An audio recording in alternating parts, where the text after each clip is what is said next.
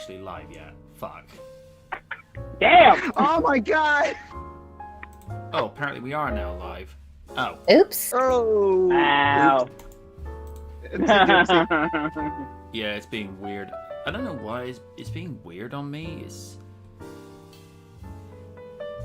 says it's scheduled for May 24. I'm not seeing anybody pop up in the chat. It's very, very interesting. Got 5 viewers currently. There we go. I think we have somebody now. Apparently we are now live. Oh. Oops. Ah, there we are. Now we've caught up. Right. We also have the magnificent and as beautiful as she is talented, the ever lovely Win the Rogue. Aw, thank you. Hello, how are you happy people? A good evening to the astounding Stephen Walker and the very proud and very ladylike Ms. Gwyn Russ. And say hi to Sean Retro. He's like, oh man, what the hell? It's like, what? I don't get an intro? You're Retro Sean Retro. How about that?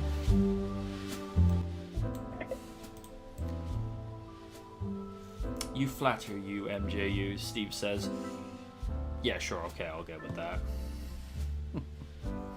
We don't have Kaiju with us this... Well, it's actually not a bad drawing win.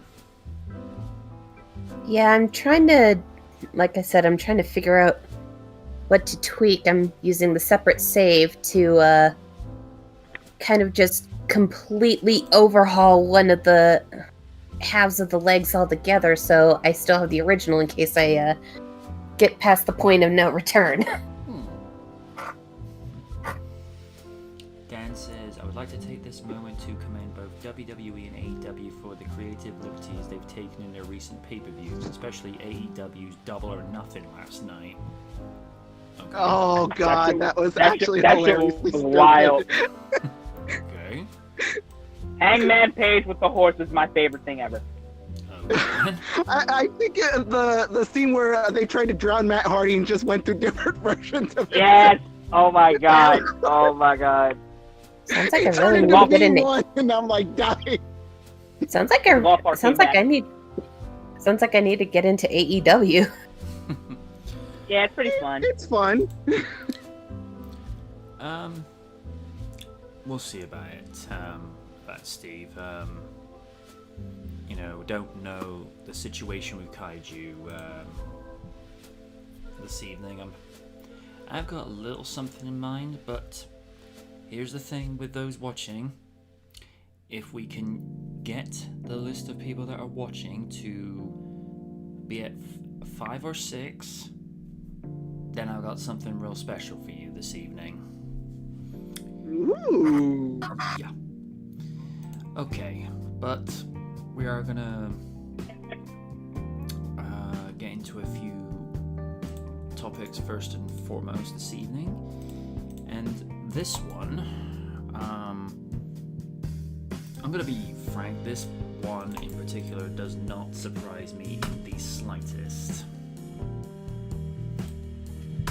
Okay. Oh boy. Oh no. Ah. Much as I love the franchise. God damn it. Ah, shit. That's not What? good. They bribed me with people burgers.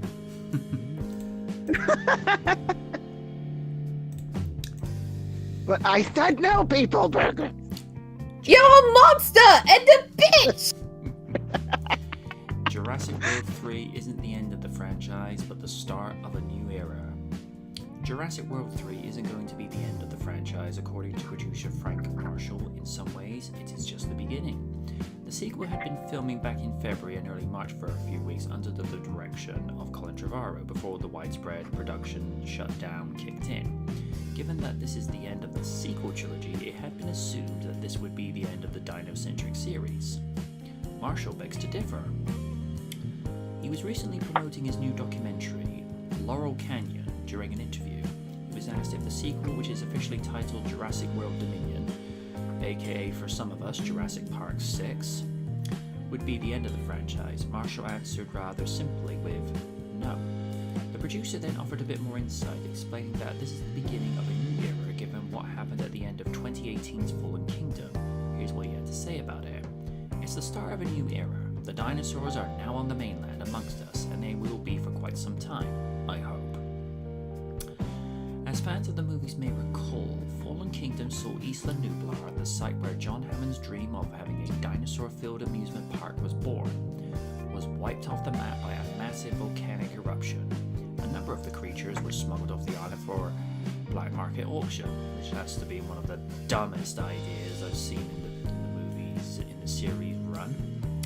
As one might imagine, that didn't go as well as the dinosaurs escaped. Ultimately, they were set loose upon the world, which helped tee up the events of the upcoming sequel. We got a glimpse of what this new world order.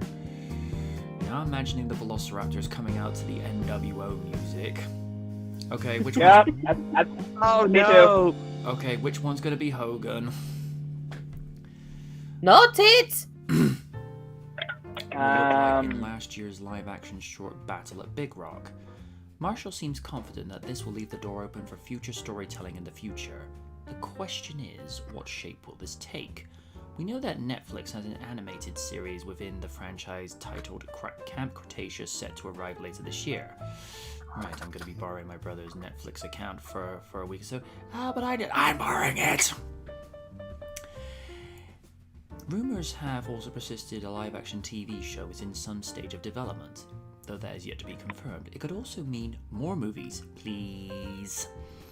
Either way, it seems that the Jurassic Park universe will expand, not conclude, and it's easy to see why from the studio's perspective. Universal Pictures has made a boatload of cash from this franchise since its inception in 1993. To date, across 5 movies, the series has grossed $5 billion at the global box office. Not to mention the revenue from merchandise, home video sales, streaming cable rights, and theme park attractions. But are those real dinosaurs, though? Because, well, we'd like to see more of that. If there are indeed further stories to tell, why stop the money train from rolling? But let's not get too ahead of ourselves. Dominion, which is currently scheduled to hit theaters on June 11, 2021, needs to happen first. We'll be sure to keep you posted as any further details are made available. This news comes to us via Collider.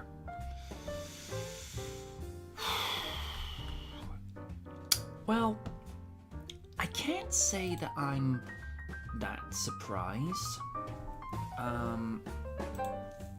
Because if something does well, logic dictates you make more of it. Let's just say for, I don't know, Winhat does a cosplay where the theme is, westerns, and she cosplays as Jesse James, and the t-shirts move, let's say, 5 million units in the space of a year. Logic dictates, ooh, I'm gonna make me more of these t-shirts rather than be a varmint. Something that sells well, you make more of it. Like if Raiden made a mug that says, it's like just a coffee mug that says, "Your L's sustain me." Yes, God, yes. I want now. Oh God, now I want that. You need your last call. Your L's. Yeah, I'm actually gonna get a coffee mug design made via Canva just so you can have that Raiden and just have this superimposed it goes, "Your L sustain me." Yes. Oh my God, yes. Or, Lydia could have a shirt that just says, "I don't take your stupid. Go elsewhere." So I'm not surprised in the slightest, because it rules out what some may have feared, that the 6th movie was going to be them killing the dinosaurs off, which I don't know what they're going to do for a potential 7th movie, which, let's be real, I think after this movie, leave it alone for 5 years. Just let it have time to rest. You know, don't do what Disney did with Star Wars, where there's like a movie every year. It's like, make us miss it. Make us want it to come back. Basically like Ubisoft when they go on hiatus to make another Assassin's Creed game. At least they've learned and aren't producing them as frequently, and I'm not gonna lie, the upcoming one actually looks really great. Yeah, ever since God of War 2016. Oh, by the way, R.I.P. Shad Gaspard. Ever since then, like, been really into, you know, Vikings, Norse mythology, and everything. So seeing Ubisoft do Vikings this time, I'm good, and I don't have to wait. And I don't even have to wait for a while to get my Assassin's Creed Samurai game, aka Ghost of Tsushima.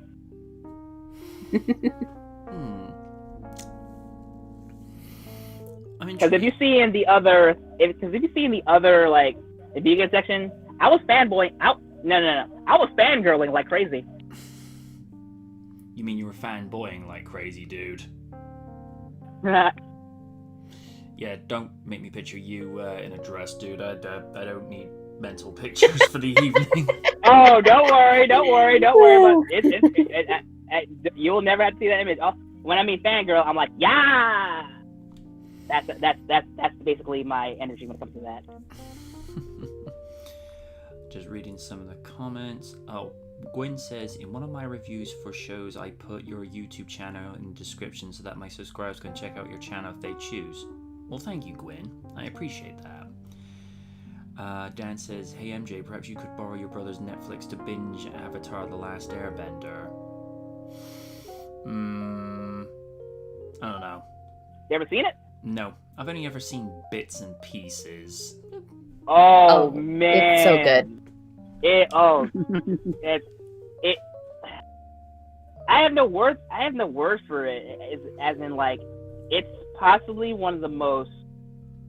It was one of Nickelodeon's greatest shows they ever did, with great creativity by Brian Konietzko and Michael DiMartino. And I think you'll be inspired with a lot of the stuff you'll see if you ever get a chance with it. Okay. And sorry if I spoiled, but it has one of the most best redemption arcs for a villain. So There you go. And it has Mark Hamill as one of the main antagonists. Sean Retro says they should do a Jurassic Park sitcom show like The Dinosaurs. That would be interesting if you could even get, say, the characters of Earl Sinclair and Baby Sinclair going, not the mama, not the mama, not the mama. And you'd have like... I missed that show. Same. The series finale was dark as fuck, though. Oh my god, I have seen so many countdown videos of like most darkest kids cartoons ever. Episodes. Yeah. Dan says, I also recommend Symbionic, Titan, and Little Witch Academia. Symbiotic Titan. Steve says, Symbiotic Titan is a classic. Okay. Sorry to go off top, but like when I heard that name, like it was. I consider that wasted potential thanks to Cartoon Network's BS. Steve says, gotta keep the money train going. Yep. Dan says, Sean Retro, would the sitcom be like The Odd Couple but with a human and a velociraptor? Steve says, I say bring in other prehistoric creatures from other times. Dan says, what if they make a series like The Mandalorian but with dinosaurs? Ooh!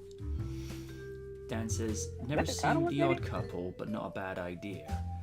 Dan says, Jurassic Seinfeld, don't give them ideas. T-Rex. Oh god, which dino would be George Costanza? God. Wouldn't it be the irony, Nedry? The Dilophosaur play by Wayne Knight. That'd be the ultimate irony. Hello, Newman. Sean Retro, T-Rex, honey, I'm home. Gwyn says, this week is going to be my last week of school. Awesome. Awesome. That'll be the last one she Yay. attends. Oh. Nice. Steve says, there were other creatures in Earth in the past that were just as fierce as the T-Rex, like the Gorgonopsid. Oh, I think I pronounced that correctly. There are a number of possibilities that they could go with for any potential 7th movie and even a TV series. What I like with a TV series, do you remember the prequel comic from the Jurassic Park comics, Genesis, where Hammond is actually setting Nublar up as Jurassic Park? I'll take that as a no. No. I want to see that done. I want to see where Hammond gets the idea for Jurassic Park and then starts building it where we see Rexy hatch. I want to see that. Steve says, think of a reptilian wolf but with a T-Rex head and fangs of a saber-toothed cat. Okay, that's genetic meddling taken to the very next level. Oh, Yeah. God. And Steve That's says, what I call mean, nightmare fuel. I mean, they thought it was crazy to use frog DNA. oh, then But, you're you gonna, know, oh no, you don't want to do that. Yeah, just seeing that in Jurassic Park the first time, I was like, oh. And actually, especially knowing the knowledge I have now on how frogs change their sex, is like, yeah, Ian Mack was right. Life finds a way. Life finds a way. Yep. Steve says the Gorgonopsid was the size of a rhino. Okay. Like I say. Gore. Sorry, my inner wrestling nerd came out. There's a number of possibilities that they could do. But I agree. Let Dominion happen first. I want to see Camp Cretaceous, and it'll be a Jurassic Park animated series. Finally. You know, I find it really funny that they didn't have an animated series back then. Because if you were a movie in the '90s, you got one, or same goes for '80s. Well, according to Kaiju, there were 2 animated series in the works, but for whatever reason, Universal nixed it at the last moment. I'm all for it. With regards to the Odd Couple series, how about Owen and the Blue? I'd I watch watch it. that. Same. Yeah. I got nothing further to say. I welcome it personally because, I'm a biased fan like that. Lids, your thoughts? I figured that's something that these films would keep going. I mean, I wish they would just take a break for a little bit, then come back with the franchise later. I mean, but to be fair, that's kind of what they did with the Terminator franchise. We all know how well that turned out. We don't talk about the 6th movie. No. No. But yeah, it's I figured that this wasn't going to be the end of the franchise. I mean, I would like for it to be. If we're going out, have it go out with a bang, but if they're not, then I guess they're going to keep squeezing that cow until it's good and dead. Alright then. Raiden? Yeah, like Liz said, I mean, it was only a matter of time where the Jurassic Park franchise, since the resurgence of the franchise itself, Jurassic World, would get more movies. You know what I mean? So, I mean, I'm not a big Jurassic Park type guy, but I mean, I respect its place. So with this, I mean, yeah, that's time it gets more recognition, and it's not like a cash grab ish. Yeah. Well, kind of, sort of, but still, you get why they're doing it. So, I mean, it's cool. It's cool. Dan William goes, Owen and the Blue, an episode where Blue tries to get out of chores issued by Owen's chores wheel, and the two end up being in debt to the Dino Mafia. Why does this sound like a Simpsons episode?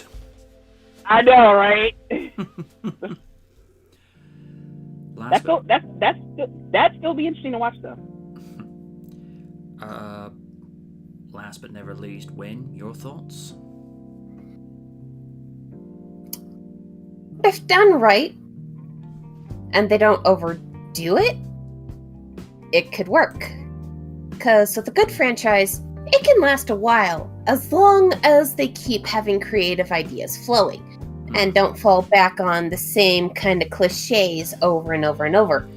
Doesn't mean you can't use them, just do so sparingly. And in terms of a Jurassic Park cartoon, this is news to me, and I kind of want it.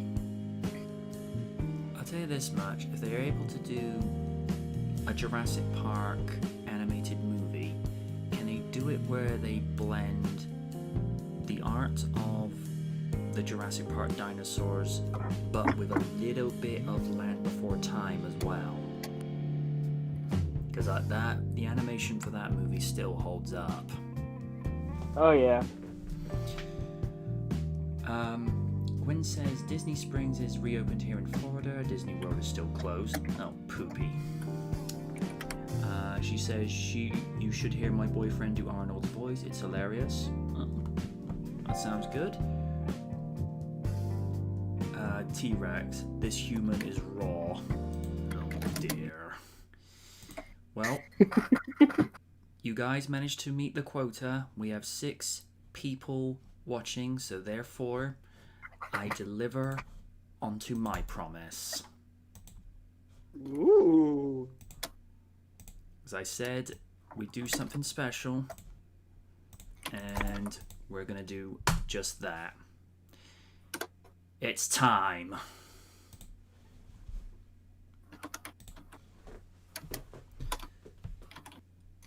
Let me just see a few comments before we go into it.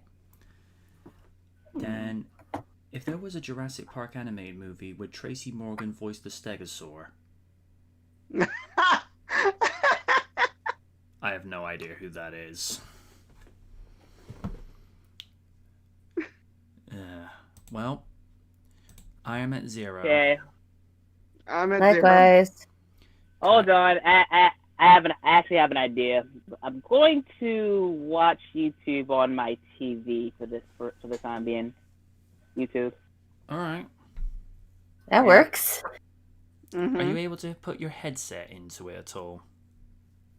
Oh! The cool thing is, you won't hear it.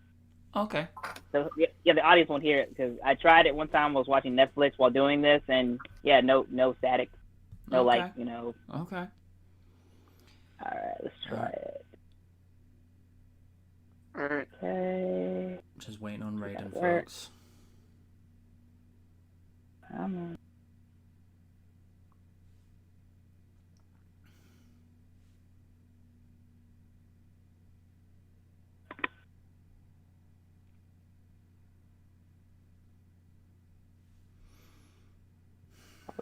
Let me just go Okay. to 0. Okay, hold on. Let me wait. Okay, I am ready. Kaiju, we wish you were here. In 3, 2, 1, season finale, play.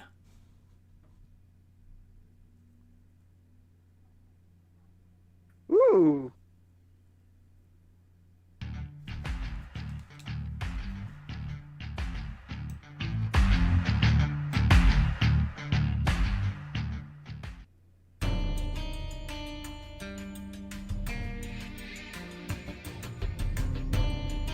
I dig the font. Thank you. Yeah.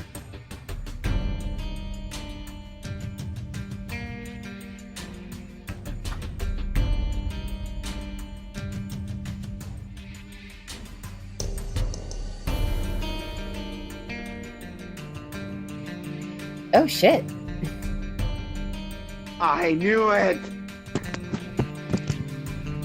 Hey, what's up? And there it is.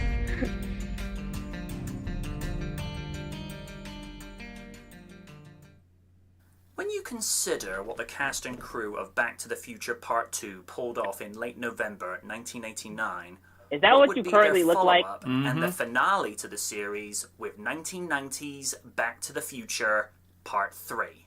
You have to remember how beloved the series had become since its debut in 1985, and to the delight of fans when it returned in 1989.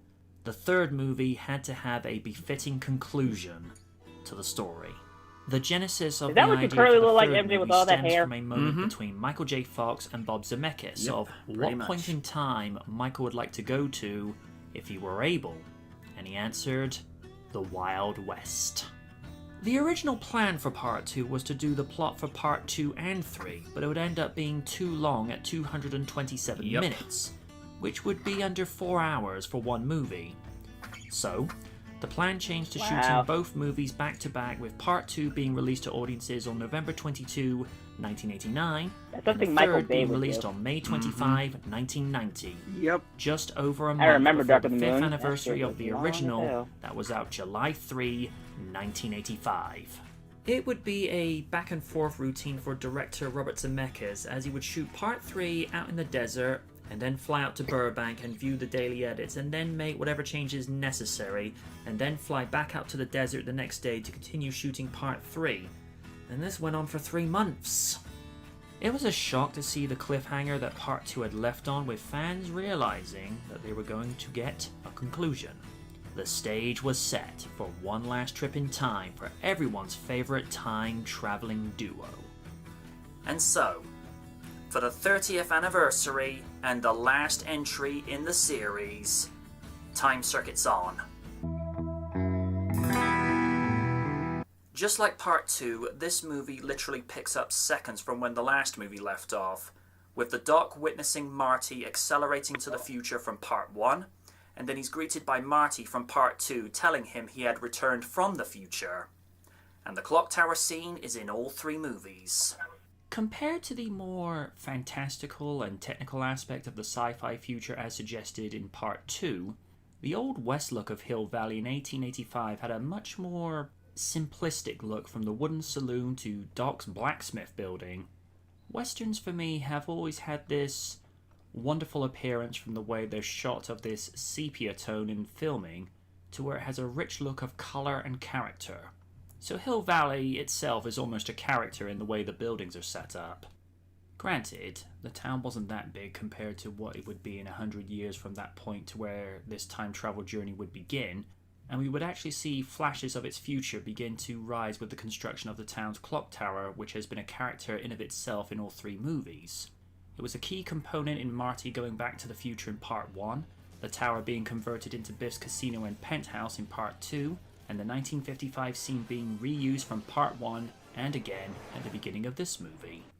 Just like with its predecessors, the pacing of this movie is consistent and keeps the audience invested in the story even when there's no action scenes or time travel sequences. I think some of the more interesting segments are when we see Marty and Doc debating over the consequences of what time traveling has caused, and why Marty argues that they have to go back to 1985 as neither of them belong in 1885. I gotta say, Marty rocks the serape well. In Biff stealing the DeLorean in Part 2 to hand his teenage self the sports almanac that allowed him to change history to where he would become rich, powerful, and corrupt, and which is how 1985A came to exist. Also, saving Clara from falling into Shawnash Ravine alters history, as Marty reveals to Doc that the ravine was named Clayton Ravine as he had heard about a legend of a teacher that fell into it 100 years ago, and Doc realizes that it was meant to be her. Per his instructions through his letter through time, he wanted the time machine destroyed upon Marty returning to 1985. Because of the mess they had to clean up of Biff altering history in Part 2, the Doc knew what the DeLorean represented of what could happen if time travel was misused.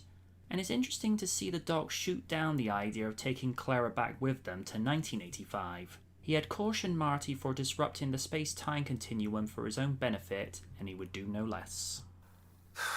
Well, that has to be conflicting. Imagine this. You have found the love of your life, but you have to leave her in the past just in case there's this slight chance there's a time paradox created. Ain't that just irritating? Initially, Doc scoffs at the very notion of him being able to fall in love at first sight when he sees the photo of his gravestone from 1955, erected in eternal memory by his beloved Clara. It's only when he looks into her eyes after saving her from falling into the ravine that what he had scoffed at earlier had just happened to him. The Doc had found his soulmate. And what I found with this is that it was a sweet angle, as Clara seemed like the kind of lady that the Doc would fall for. Someone who was as interested in science and the writings of Jules Verne as he was. Seeing the love and passion for those stories from the characters looked so natural and organic to where the audience could believe that they were into these stories. This plays very nicely into the end of the movie. He And I found his suppose we soulmate should without even address looking the for it. elephant in the room again. Aw. Alright. Part 2 repeated a lot of beats from the first movie, with Marty getting into an altercation with a member of the Tannen family. In the first movie, he got out of it in style. Oh Until he no! just managed to scrape by. In this sequel, things start as before, in which he's minding his own business, but then Buford Mad Dog Tannen mistakes him for his ancestor, Seamus McFly, and then gets agitated when Marty mentions the name Mad Dog. Now, on one hand, it is history repeating itself, but it does have a twist in that Marty doesn't escape. That is, until the Doc comes to his rescue. And true to form with most Western movies, the protagonist comes in hip first to the camera and then pans up the body. Similar beats are repeated with Marty getting knocked out and coming to in the home of one of his family members. Part 1 and 2 sees him waking up in his mother's room, and now he wakes up in the home of his great-great-grandmother, Maggie McFly. I did like the fact that he stopped himself in mid-sentence when he realised that it Just wasn't as long his as she's mother not this hitting time, on you, dude. even though there was a Oh, strong Lord. resemblance to her. In Part 1, Marty adopted the pseudonym of Calvin Klein, as his teenage mother assumed that was his name because of the label that was on his underwear. And in 1885, Marty adopts the pseudonym of Clint Eastwood, Mom, what are you doing? which was kind of set up in Part 2. There was another aspect of Part 1 which carried over, and that was the model set of how Doc planned to send them back to 1985 with a not-to-scale train set of how the locomotive would push the DeLorean up to 88 miles per hour. That was a clever part of the writing, because had the fuel line not been ripped, then we wouldn't have had much of a movie. Whereas Part 1 needed the lightning bolt to generate the 1.21 gigawatts of power to send the car back to 1985, the locomotive was used to push the time machine as it could not move under its own power. Although, it has been argued down the years that the DeLorean probably could have run on unrefined oil. Sure, there's a strong chance that the car could have been ruined upon returning to the future, but it would have accomplished its goal. I feel like the race to the future for Part 3 is playing parallel to what took place in Part 1.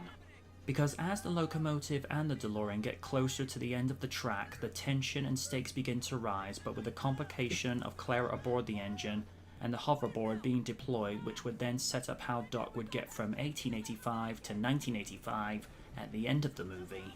The speedometer reaches 88 miles per hour just as the DeLorean reaches the end of the track on its final journey through time.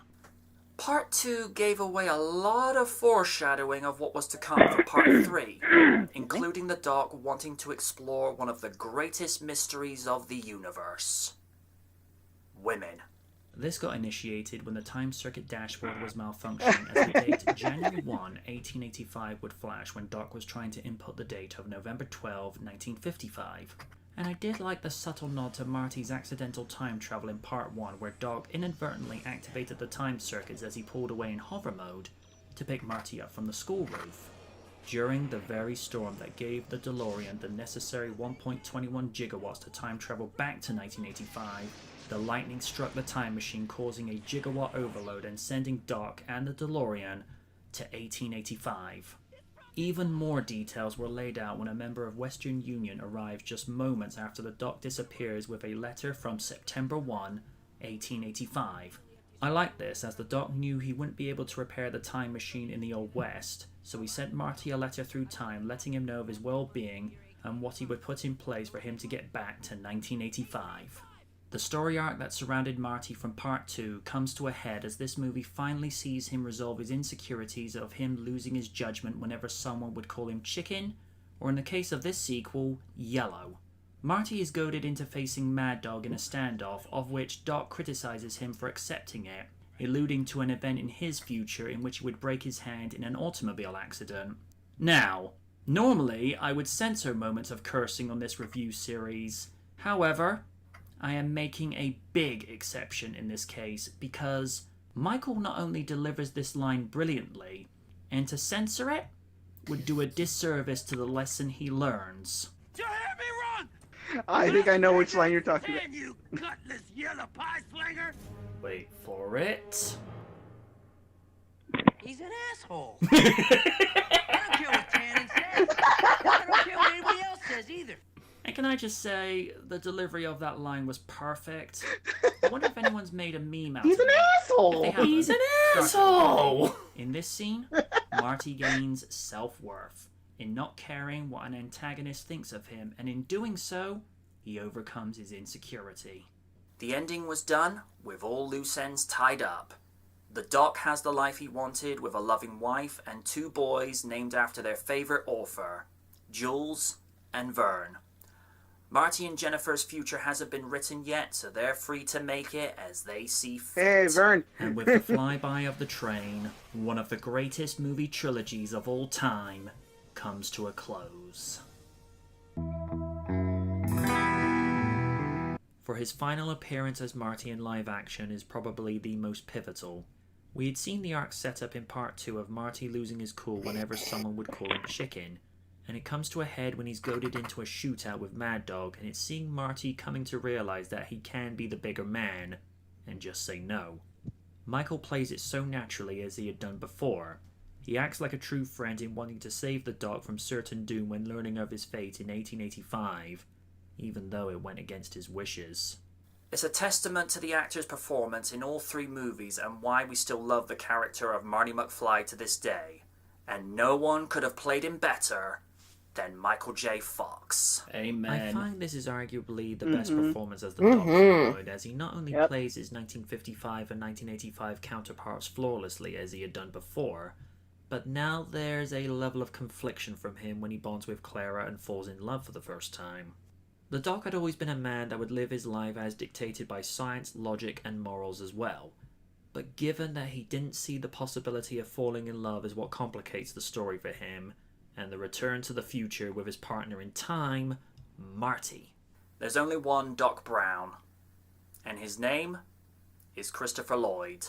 Mary was actually persuaded to do the final Back to the Future by her kids, as they were fans of the first 2 movies and said, "Oh, Mom, you have to do Back to the Future." I love the reserved and ladylike character that Mary Steenburgen puts on as Clara Clayton, and the love of Doc Brown's life. The chemistry is so natural between the two that you would be forgiven for thinking that they were a couple for real. She would reprise her role as Clara in the spin-off animated series of Back to the Future, the series. You know, it doesn't matter if it's 1955, 1985, 2015, or even 1885. A Tannen is still a Tannen. A butthead through and through. Whereas in part 1, Biff served as the obstacle for George McFly to overcome Biff as a bully, Mad Dog serves as the obstacle for Marty to overcome his own insecurities of when people would question his courage. And it wouldn't be a Tannen if he didn't get an expression wrong. I'll hunt you and shoot you down like a duck.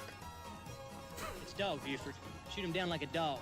Like a Suffice duck? to say, Like this Marty's is like, not "The on fuck?" par with his performance from part 2 of a corrupt man with wealth and power, but he still turns in a great performance as an outlaw in what would be his final live-action appearance as Tannen, as well as 1985 Biff at the end.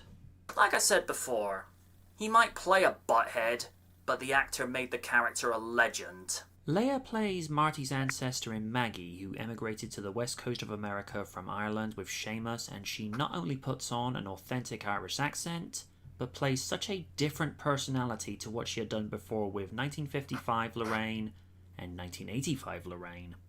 She has a much stricter tone in voice and personality when she greets Marty when he wakes up after being unconscious for 8 hours. She ends the movie by playing Lorraine 1985 one last time.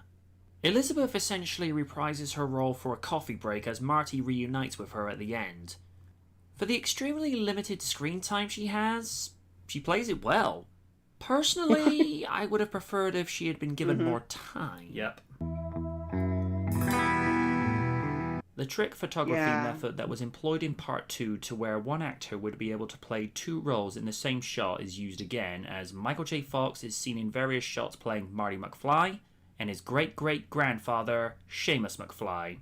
Considering that this type of technology was used 30 years ago, it still looks convincing to this day. Yep. And that's not even talking about the timing from Michael in not only delivering the best take from his respective roles, but also the editing done by the film's editors in Arthur Schmidt and Harry Karadimas. The timing is so natural and perfect that you'd be forgiven for thinking that it's two actors within the same shot, when it's just one. The sequence with the train is probably my favourite of the movie, because it's using a similar method from Part 1. Whereas the car required a bolt of lightning in order to generate the 1.21 gigawatts to break the time barrier, this time around the locomotive was required as the DeLorean had no gasoline to move under its own power. And just like Part 1, the race to the future was a pulse racing experience to where the momentum and tension was building with each sequential burst of speed from each color-coded log that Doc put into the boiler, igniting it and allowing the fire to burn longer. How would he have and scrambled hotter. onto the DeLorean? The Anyhow, miniature used for the locomotive that flew off at the end of the track was impressively detailed that you'd be forgiven for thinking That's that a it good was the question. real McCoy. and the editing is done perfectly to where it transitions from the incomplete bridge from 1885 to the complete bridge using the smoke and mist to fade into 1985. There was one mishap that happened on the set. During one of the courthouse hanging takes, the noose was incorrectly set up to where Michael was actually being hung for real. The visual effects were minimal, as I think they were Yikes. only used for the Yep. DeLorean's journey Oh, from God. 1885 to 1985, and to when the Doc used the converted destroyed locomotive with hover conversion parts in order to return to 1985 to collect Einstein and visit Marty. And they still look great. That time frame is so cool. Yep. You know, we can say what we will with regards to how the writing of these sequels don't necessarily match the original, but the scores never faltered. Alan Silvestri is once again at the helm for composing duties, along with many other movies he has done with Robert Zemeckis ever since he was hired for 1984's Romancing the Stone. What Silvestri brings to the score for this cinematic finale in the series is a much more string-based composition that helps distinguish itself from the first two movies, that has a much more brass, dramatic feel than what had been heard before. Now, that's not to say that the former was undramatic. Some of the best pieces from Part 1 are of the skateboard chase scene and the penultimate clock tower sequence, and they're some of the most dramatic pieces anyone has ever heard. The music almost acts as a character. During the race to 1985, as each log blew, the score gets more intense, as if it's willing the protagonists on, with the climax of that piece culminating as the DeLorean hits 88 miles per hour. Alan Silvestri, to me, is one of the most definitive masters in the composing industry. When you hear his work in Romancing the Stone, The Avengers, and Back to the Future, it's not hard to understand why. He gave what I think is possibly one of his best scores ever, and it sent the series off with a bang. Adding to the music department was ZZ Top providing their track Double Back, as they were huge fans of the series and even had parts in the movie as the band at the Hill Valley Festival, playing an acoustic version of Double Back, and it's great to listen to with the addition of the harmonica. And as a nice tie back to the original was hearing Huey Lewis and the News' Power of Love from the speakers of the 4x4s at the end of the movie, as the series is still set in 1985. Everything came full circle. The movie grossed a profit of $246.1 million against a budget of $40 million. Adjusted for inflation today, and the movie would have brought in $501 million. Mm-hmm. Adding in back That to is a lot of money. takings from 1985 of $389.1 million would be $949 million, along with Part 2's I concur. $335.9 million would be $716 million, and adding in Part 3's adjusted inflation would make $2 billion for the movie series as a whole today. This is heavy. Many fans, Jeez. writers, and studio executives Yeah. have campaigned for years to have a reboot or a continuation of the series as they feel there's something that could be done in another movie. Personally, No, how about- as no, much we as I don't- would no, like to see no, another no. cinematic adventure with Marty and A the video dog, game and a comic I book don't feel series, like there's maybe, any but no credible story movie. that you could put together that would be true to the spirit of what was achieved with these 3 movies. Over the years, Robert Zemeckis and Bob Gale have defended their decision to end the movie series in 1990 when many have tried to sway them by saying that they could Smart make people. a lot of money from more potential sequels. To which they replied, "We made a lot of money." Many have applauded their artistic integrity and not dragging a Any franchise mention of Bieber is for the sake of a heresy? dollar. Sure, you want to further entertain your audience, but that's exactly it. The Money, goal should be to make a sequel Yeah, to a yeah, good that money, continuation money. and not fill Yeah, the yeah, pockets that money, of studio money. executives Yeah, that only yeah. see giant dollar signs. Bob and Bob have even had it written into their contracts as the creators of this franchise that no one can remake nor reboot this series whilst they're alive. And there was that wild rumor back in 2010 that the movie was going to be Why is remade with why Justin is man Bieber why is he on and like Marty why is he on McFly. my Many are screen? glad this never came to pass. No, get away! Whereas some movies have become irrelevant. Heresy! since their release, Sacrilege. Heresy, Back to I the tell Future has you! been one of the few that has achieved the very seldom accolade of Okay, timeless okay, I kinda quality. blacked In the out. name of the God Emperor, I take you with me! Behind to where the rewatch value is Okay, not as common who- in modern All day right, movies. who was the last who In terms put a of, like I sign said on? before, Back to the I don't Future know. is the perfect That was me. time capsule trilogy. Ah. You know, Yeah, it exists Liz was saying in that's the world sacrilege. of itself. Yeah. And in that sense, even It though is it's supposed to be sacrilege. about reality at the time it was made, or future realities, it's actually the perfect trilogy for escapism, which is something modern audiences desperately look for today. Mhm. We're tired of seeing the same Yeah. terrorist-driven Law and Order, you know, CSI stuff. We want to go back. We want to get away because, unfortunately, most of the world is depressing right now. And so, It is. you know, when it comes to Back to the Future, it's a perfect escapism movie, and I think that's why it works. And I think that's why it'll work today, and it'll work 10 years from now. Because it does not exist in our modern world. It stands apart, and it's something that we can escape to and just enjoy for what it is. Some will Amen, say Nick. they've seen modern superhero movies a few times, whereas many will say they've lost count Yep. the amount of times they've rewatched the Back to the Future trilogy. It was made during a more innocent time where you didn't have movies that were made with much darker tones like that of Iron Man or Batman Begins.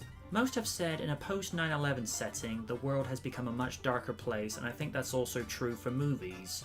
Whereas before you would have PG to PG-13 rating flicks that would have a lighter tone, when you look at movies from 2002 onwards, like the first Spider-Man or to 2006's Casino Royale, they definitely have a much grittier, realistic tone that might not have been used in, say, circa 1999. I think the legacy it leaves behind is that it's one of those very few trilogies that has touched and inspired many fans and movie makers, and in the case of Part 2, engineers and scientists that have wanted to create what Back to the Future did with the idealistic 2015 in Part 2. From the self-tying Nike Power Air Mags, to video conferencing, and to automated touchscreen menus. Unlike the Star Wars trilogy, where George Lucas made unnecessary additions to them with bad CG for Jabba the Hutt, Back to the Future has never had unnecessary features added. The most it's had done is being digitally remastered for DVD and being upscaled to HD for its Blu-ray Just doesn't Oh, know release when on to its leave 25th it alone. anniversary in 2010. Right. And let's be fair, that's all it needs. The trilogy has perfect cinematography, where visual effects were minimal and the effects that ILM provided have held up.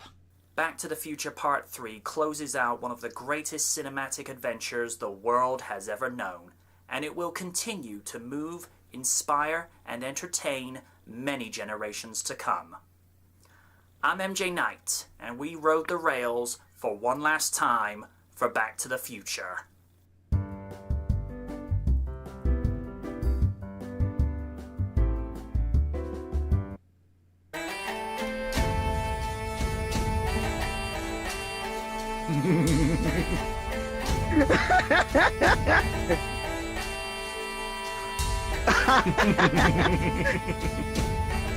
Yes!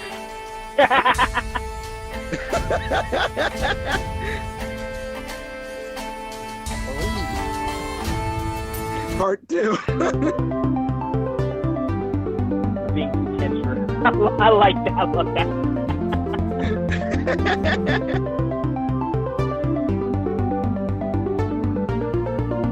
Oh my god. That was good. That was satisfying. Really good. Really like how you went. I really liked how you went full on detail after like the review itself to like the franchise. Yeah. Well, it's a beloved and respected franchise, so therefore treat it with the respect it deserves.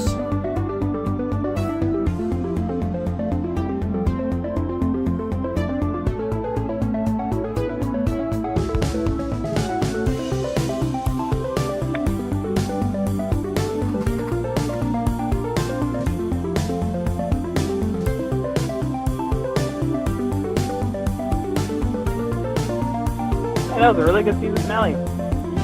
Yeah. Because part 3 turns 30 tomorrow. Oh wow. Oh, shit.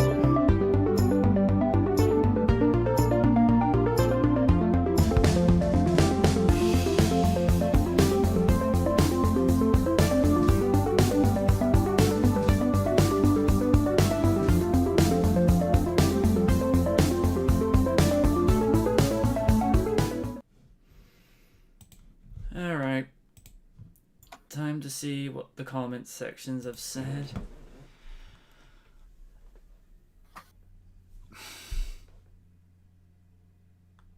Oh wow. Gwyn says, right away, awesome job of the editing. Co92 says, Back to the Future 3, huh? Seems fitting. The clock tower is still there to this day at the Universal backlot. So is every Tannen that ever existed in history that terrible a person? Yes. Dan says, would you ever be interested in reviewing the Back to the Future animated series if I can get a hold of the DVD? By the way, I made Me Fighters of Marty and Dot based off their Part 3 outfits. I left an Instagram link for you on your Discord, MJ. Okay. Let me see. Okay, that's actually kind of cool. Leave that for people in there. Oh, hang on. Set that to the wrong one. Set that to Dan for a second. That's weird. Alright, I'm gonna post that real quick on there. That's actually pretty good. Alright, Sean, he's not wrong. Still want a Lego Back to the Future train. We had a DeLorean, so why not a train? Did you hear about the new Back to the Future action series being released by NECA? They're releasing figures based off both the films and the animated series. They almost hung Michael for real? Yikes! Ko92 said, I hear that's what led to Michael's Parkinson's disease later on. Yeah, they did hear about that. Dan says, damn, no reboot. Leave well enough alone. We did have a Back to the Future cartoon. Did you know that Nick Nugent is part of the Fandom Menace? I do know. I do see his tweets on occasion. Gwyn says, just such a strong ending, MJ. And Shoma says, Mary Steenburgen forever. For once, Raph? I agree, Raph.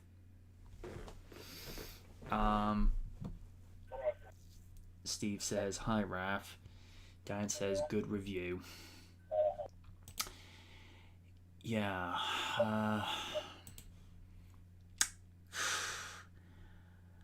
I knew because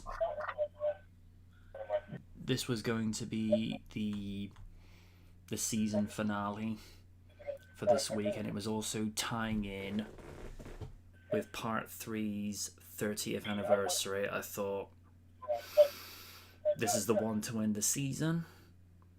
And little thing, I actually did the review intro about 3 weeks after the review for part 2 was done, because I had this very specific idea in my head of how I wanted this one to look, and what you saw on there is pretty much the full article. I wasn't intending the review to go for nearly 30 minutes, but there was so much to unpack from what had been set up from part 2, and it's always the difficult balance when you're covering something that's got so much going on, because you want to be able to cover as much as possible without feeling like you're over padding it, but at the same time you don't want to steamroll through it like you're purposely just missing set specific pieces.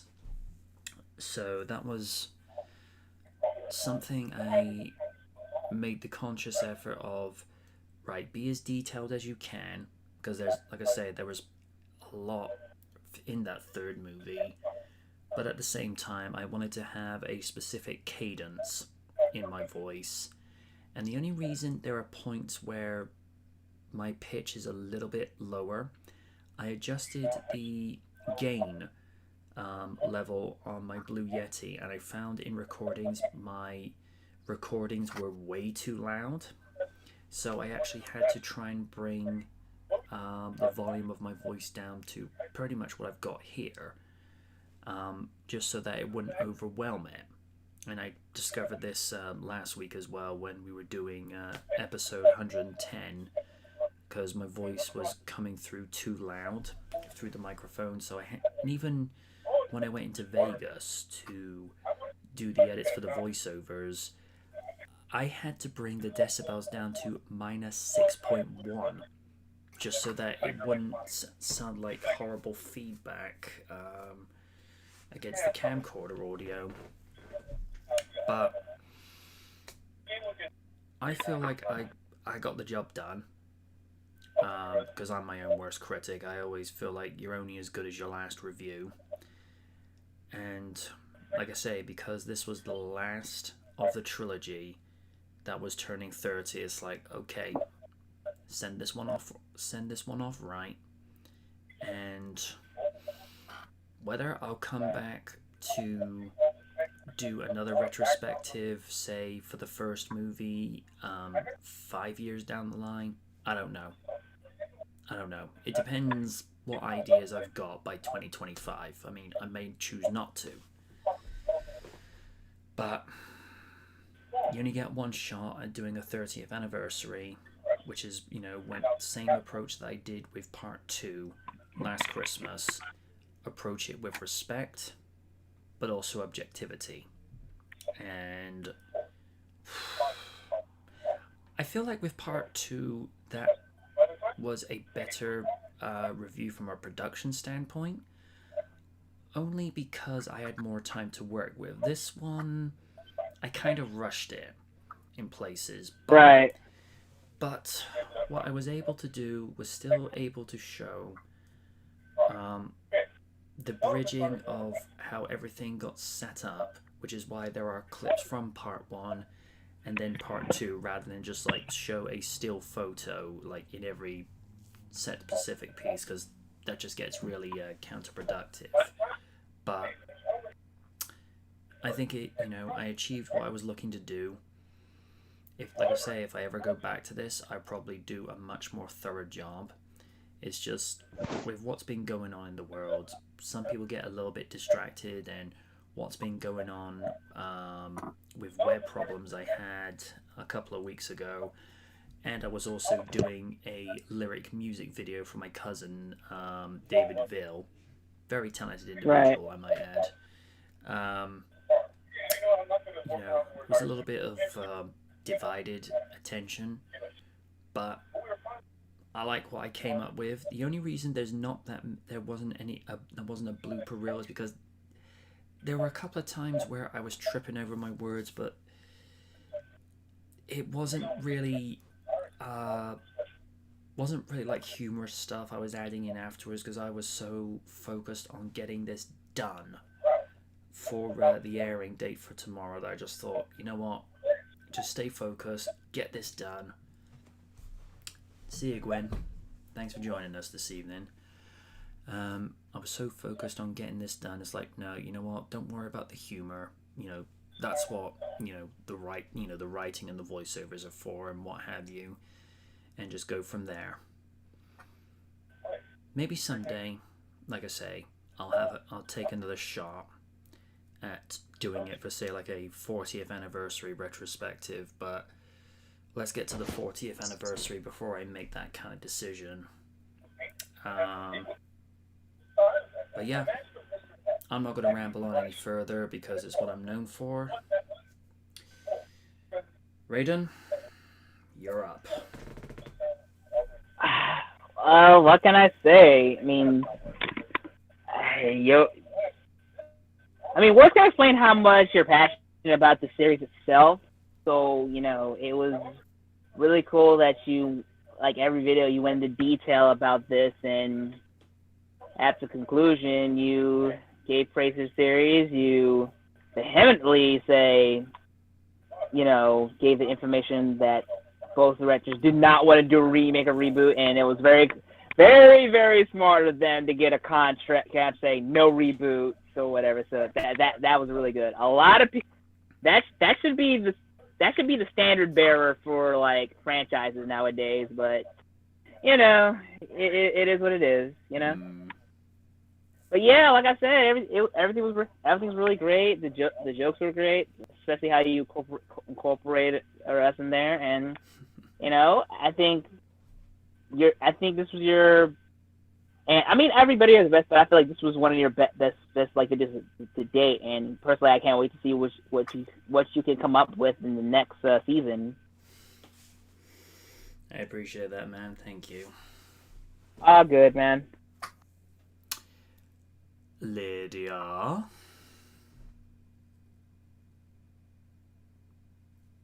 Lids?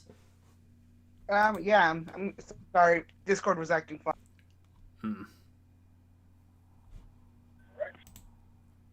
Oh. We have regained Lydia. I'm back. Sorry about that. That's fine. Your thoughts? Oh, on the video, I enjoyed it. It was really good. You did a good job again, as usual. Okay. Well, that's all I have to say. Thank you. All right, Win. Let's have it. I will agree with that notion. You did a really good job. Your editing seems to improve each video. I kind of like the black and white touch of our sign holding commentaries. And went into exact detail of everything to do with the franchise and the movie, and everything was really, really spot on. And I have to agree that if the rumors were proven true, I'm pretty sure there would have been an outcry, because let's be real here, with the exception of maybe 2 songs, his version of Despacito and Love Yourself, anything Beaver touches is heresy. Oh, yeah. And I say heresy because I've been getting heavy duty into a lot of Warhammer lore. And apparently I just got pounced by Navi. Mother, we will not have talk of Justin Bieber as Marty McFly. Heresy. Mao. That's what I was saying. Was it because I showed a fan drawing of a Punisher in a Warhammer suit? A mix of that and the fact that one of my friends posted one of the Sailor Moon redraw memes, and it had her as one of the Sisters of Blood. Oh, wow. Getting ready to just toss a grenade, going, "In the name of the God Emperor, I take you with me."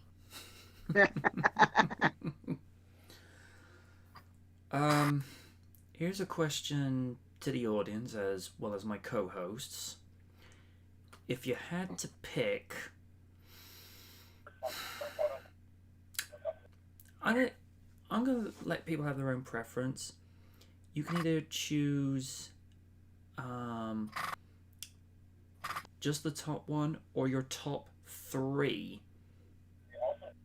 What would they be? And they don't have to be in any particular order. What would be your top picks for this season? Because for me, the ones I probably had the most amount of fun working on, probably the Power Rangers movie, because there are things that, you know, I praise about it, and there are things that I like to roast about it, the CG notwithstanding. The other one, the second one would be the Sonic movie, because I had been waiting since I was like a preteen and a mid-teen for a Sonic the Hedgehog movie to come along, so that was a real treat.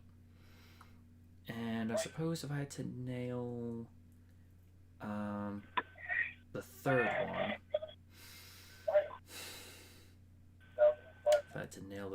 one,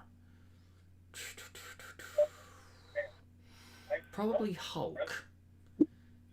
Only because it was just interesting just to have a slightly different perspective on it after having watched Oliver Harper's retrospect, where he looked at it from fresh eyes and what have you, and I thought, okay, I'll take another look at it.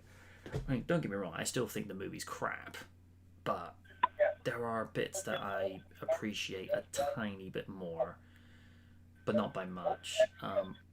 Maybe I'll appreciate the Back to the Future 3 retrospect as time goes on, but that one's only just been freshly put together. Although out of the 3 retrospectives for Back to the Future, I'd probably say the funniest one I worked on was part 2. Only because, you know, it was during that time when I was stepping my game up in season 13, you know, just pushing the envelope a little bit more, so. But those are my picks. I'm reading the comments. Steven says his favourites were Power Rangers and Back to the Future and Jurassic World.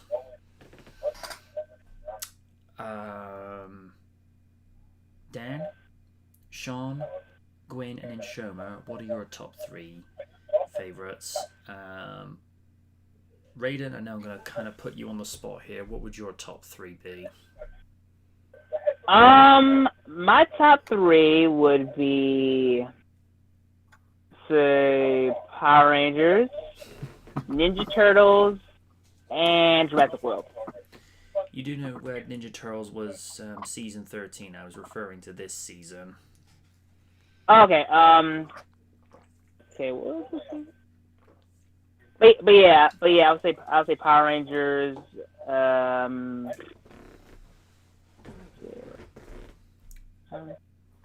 You said Jurassic World. Yeah, Power Rangers, Jurassic World, and was Gone in 60 Seconds part of this season, Yes. or that was an anniversary thing?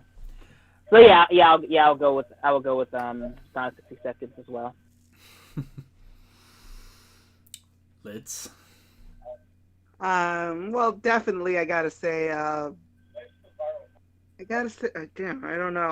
Okay, I definitely gotta say Jurassic World. Power Rangers is definitely up there, and the Back to the Future one was good too. When?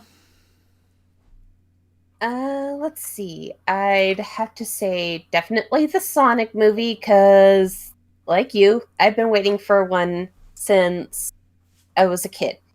Especially given after seeing that Super Mario Brothers had gotten its movie when I was little, and being so salty that my middle sister Lauren got to see it on a day that I couldn't.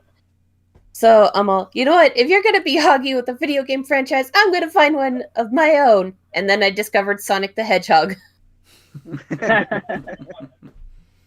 and I'm all, Sonic deserves a movie.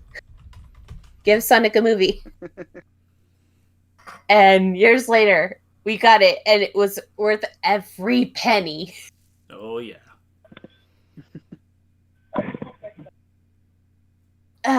And let's see, the second one, I'd definitely say you put a lot of hard work into the Power Rangers one. So that's definitely a must. And the third, to parrot Lydia here, I definitely liked your Jurassic World review. You went into detail, and it was kind of fun recording for that. Yeah. Yeah, because when I wrote the scene just after the fight with the I-Rex, I sort of envisioned, okay, how would Win play it as Blue and Rexy? And as soon as I heard your lines as Rexy, and I'm like, she must be clairvoyant. That's exactly how I wanted it. I'm not gonna lie, I was just kind of messing around with pitches and going by the seat of my pants on that one. I was having fun, but that was by the seat of my pants. It's just this idea of Rexy going, do I look like I'm ready to go again? Ugh, kids these days. Because she gave this look towards Blue as if to say, take a look at me. I just got my ass kicked. Do I look like I'm ready to go? And also, keep in mind, Rexy was not a young T-Rex anymore by that point. She was a distinguished queen of the jungle. But still, don't intentionally wave a goat in front of her, because all the goat's just thinking is, ah, damn it, not again. Because I noticed that when they were forcing her into her elevator cage in Fallen Kingdom, she sees a goat. That goat's probably thinking, oh, not me again. And they even have a feature on Jurassic World Evolution, which is called a live feeder. Guess what they will feed any carnivorous dinosaur? Oh no. A goat. And there's even, like, where I'm playing it, where you can have the camera just focusing on the Rex, you'll see the T-Rex just sort of creeping up on her. The goat just looks up as if to think, oh no. Oh no, not again. Yep. And the Rex literally downs it whole. Yikes. Oh. Yeah.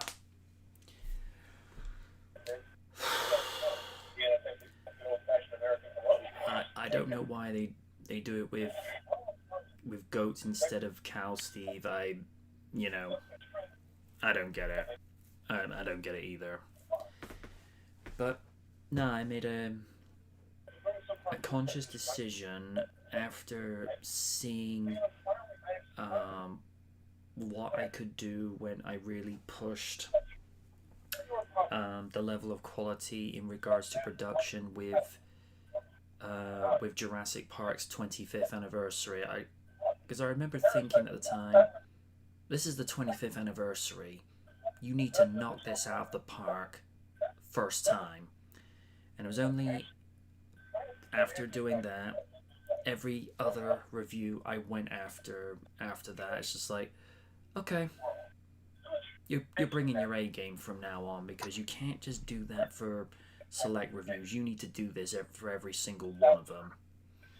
Some of them are more brief than others, but if you've only got like the capacity to do a decent brief review, then do just that.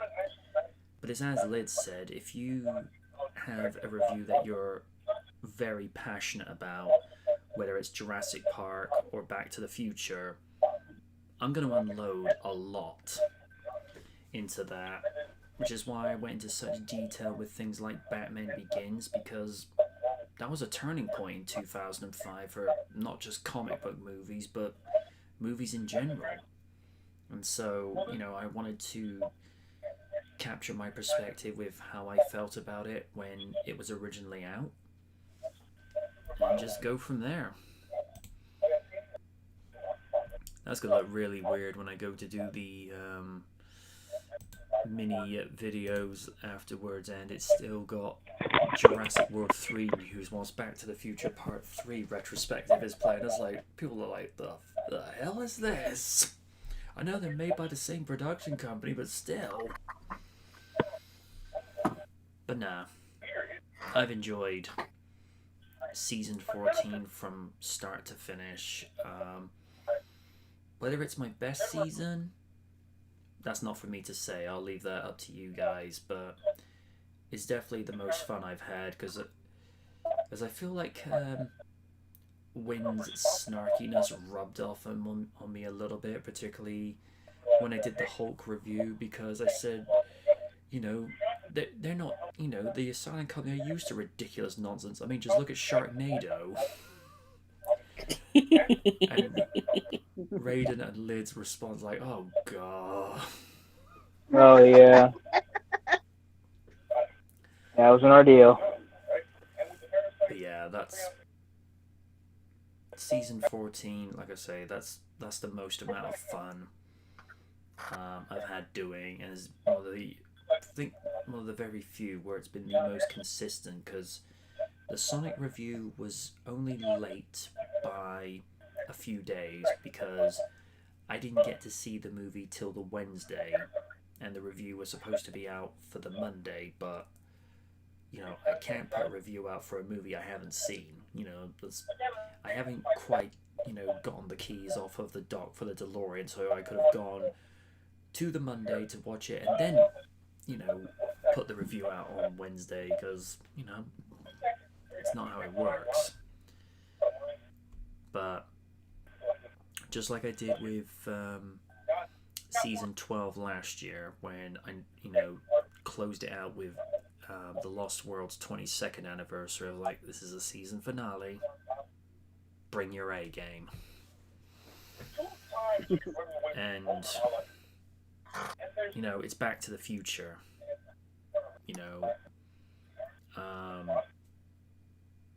It's like I said, they are gonna be enjoying reliving this trilogy 10 more years down the line, probably to the point when we're all long gone. They're still going to be quoting Doc, they're still going to be quoting Biff, still going to be quoting Marty, because it's like Nick Nugent said, the trilogy itself is like a movie time capsule. It exists in a world in of itself, because they don't write movies like this anymore. And it's like he said,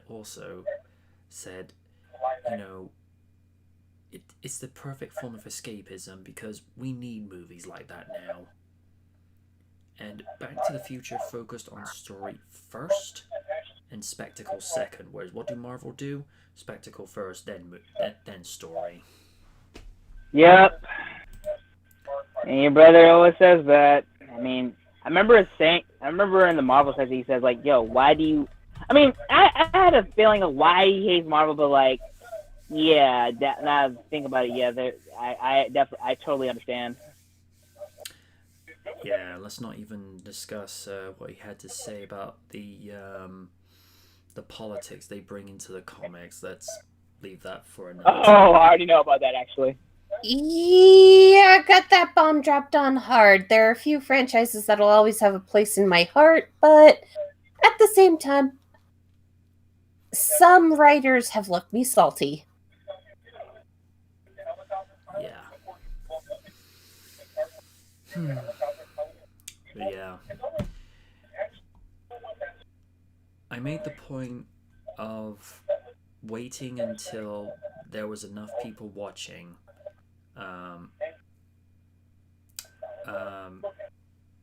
because I wanted more people to have eyes on this particular retrospective, rather than have a thing where everybody's just drained by, say, 11 or midnight my time. Get them in as early to see it as possible, to where they think like, whoa, okay, he's bringing this one early. Okay, yeah, I can work with this. And like I said, it would have been great if Kaiju was here because, well, you know, I think he would have liked it. But you know his sleeping schedule at the moment, so, you know, nothing more need be said. Right. But I can tell you the list that I have got for next season. Ooh. Yeah, I started drafting a list up for next season. The new season will kick off in August, and it will kick off with the 13th anniversary of the 2007 Transformers movie. For the Trekkers in the audience, I will be doing a 25th anniversary retrospective of Star Trek Generations. And Pro92, if you're listening, I will be reviewing Batman Forever. My guilty pleasure movie.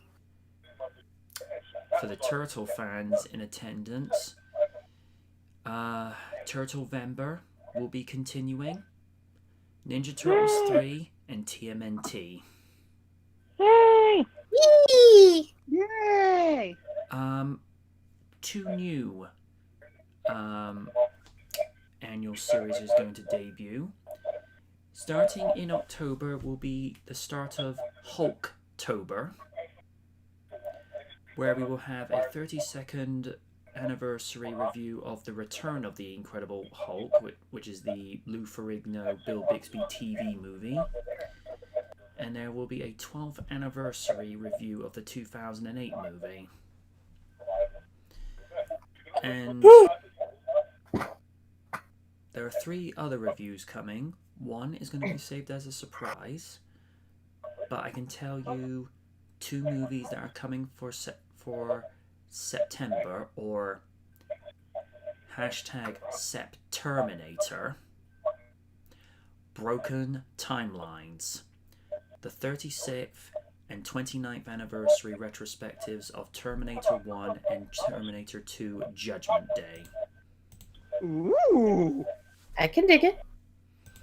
You will be back when.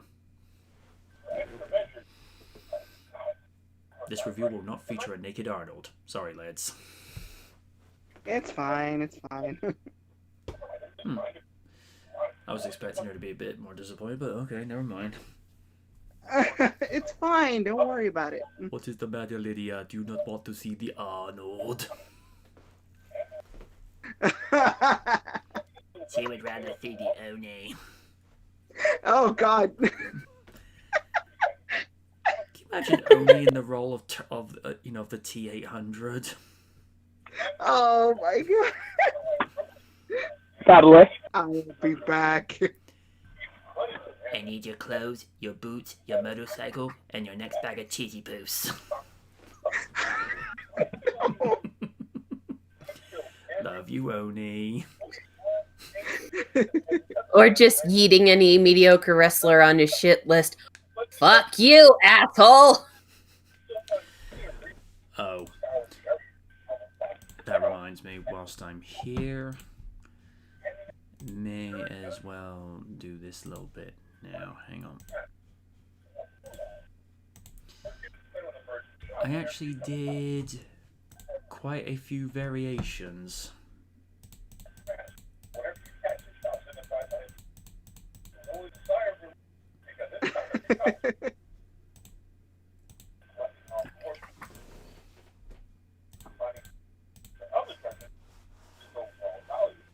Yeah, Trigger finger McGee. Some of them are JPEGs and some of them are PNGs. Yeah, some of the early ones I just went for something amusing. Where does it say trigger finger? Oh, I see. Yeah, I'm like, wait a minute. Oh, right. On the original one is where I hadn't changed the name of that on. Give me a second. Where is it? Ah.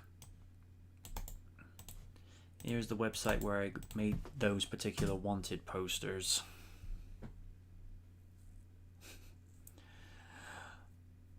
I like that. Cool. 0122 Dragon Slave. Oh no. There you go. For those watching in attendance, tuxpeed.com is where I made all the wanted posters. Oh, and I made a little something for Oni. Oh god. Ah, shit. Oh, damn.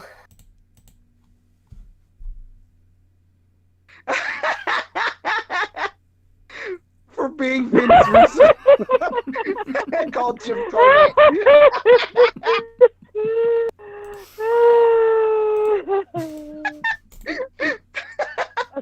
That's amazing. Oh my Oh, loudy, loudy. I'm going to post that. Actually, hang on. I'm going to post that so everyone can see. I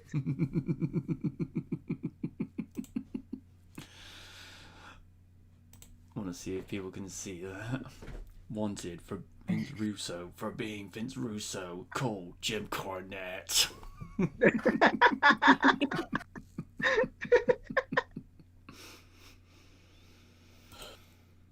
It's one of those. I had to.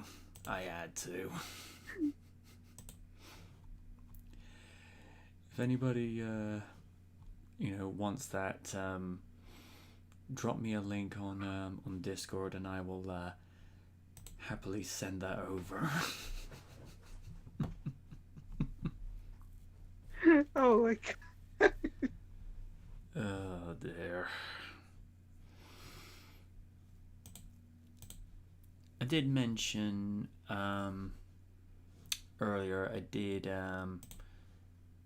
little something for my cousin. Give me a moment. Where are you, buddy? There you go.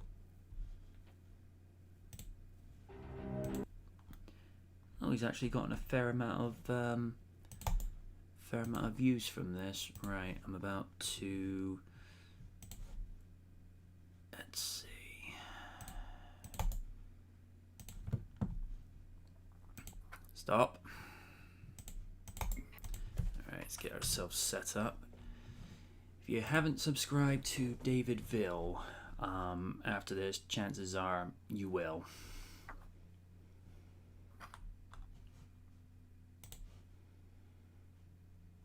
Okay, I'm at 0. Likewise. All up a minute. Let me Sure. find Wait a it. sec.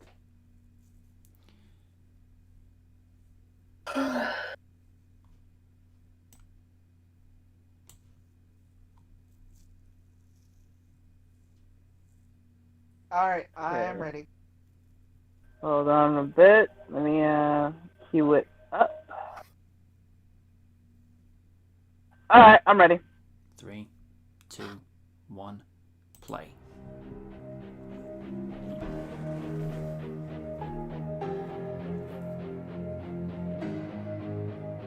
Oh, damn, that's some nice effects there.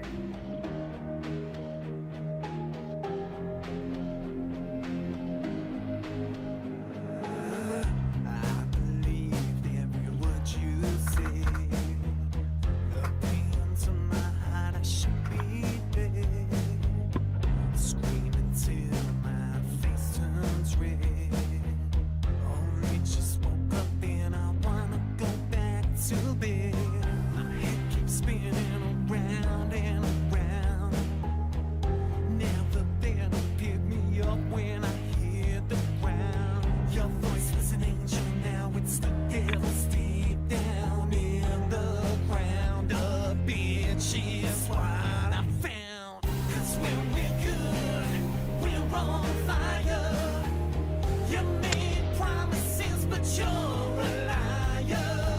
Sounds like very 90s.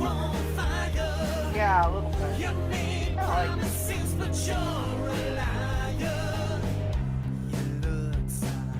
like it.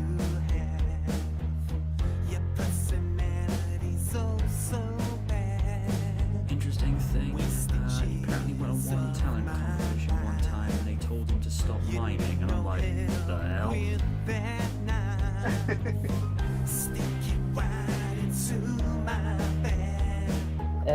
Okay.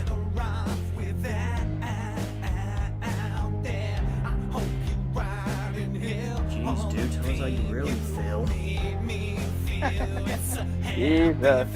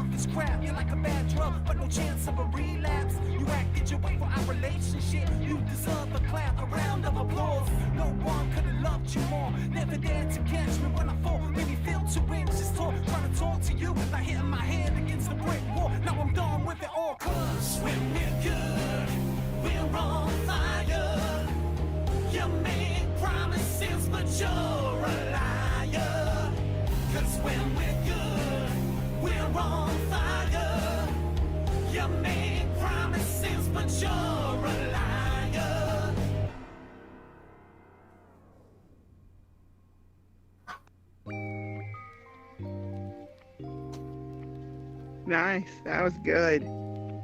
Not bad. Ugh. Ooh.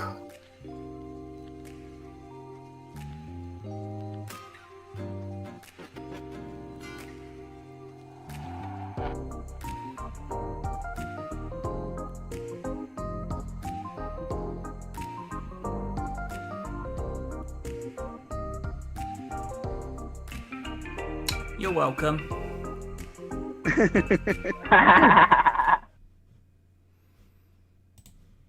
Yep.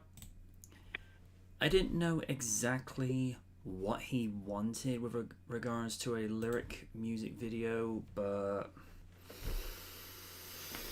I just went in watching a couple of tutorials, particularly from Justin Alex Harford.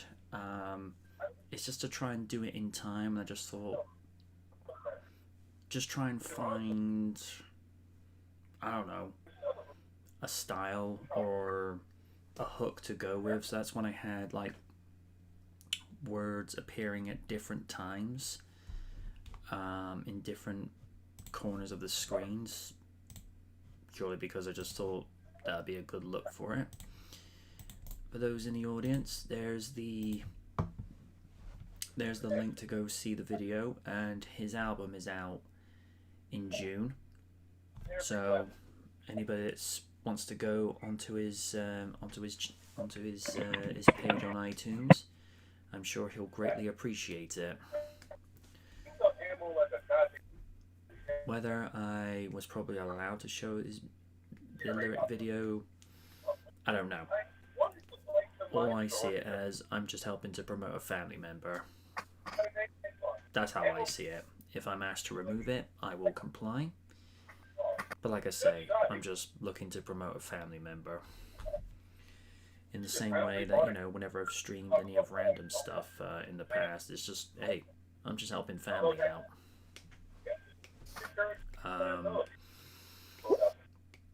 No, like I say, he came to me and said, could you do a lyric music video? And I'm like, okay, I've never done one of those before, but alright. I thought I did it okay. I'll leave that up to you guys who think I did okay with that, because, again, I'm my own worst critic, so, yeah. Oh, you did a good job with it. Thank you. It wasn't bad at all, like I said.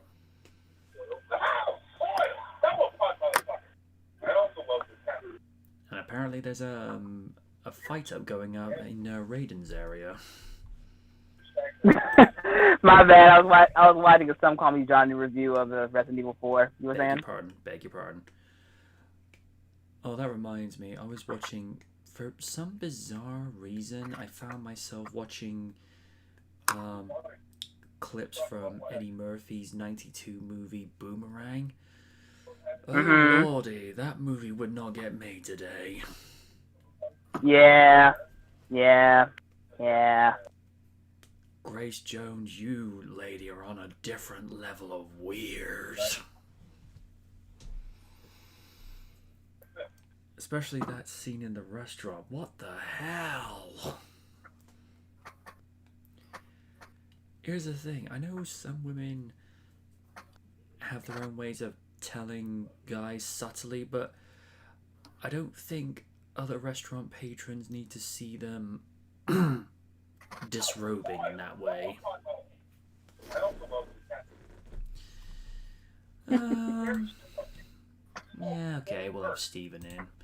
Like I said, it's not likely Kaiju's gonna show up tonight, so still want Ash to join in one of these days, because Ash, come on, feel the love. I'll keep letting her know. There you go.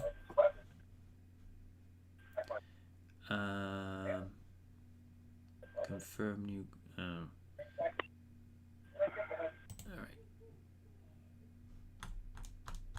Hang on. Let's see.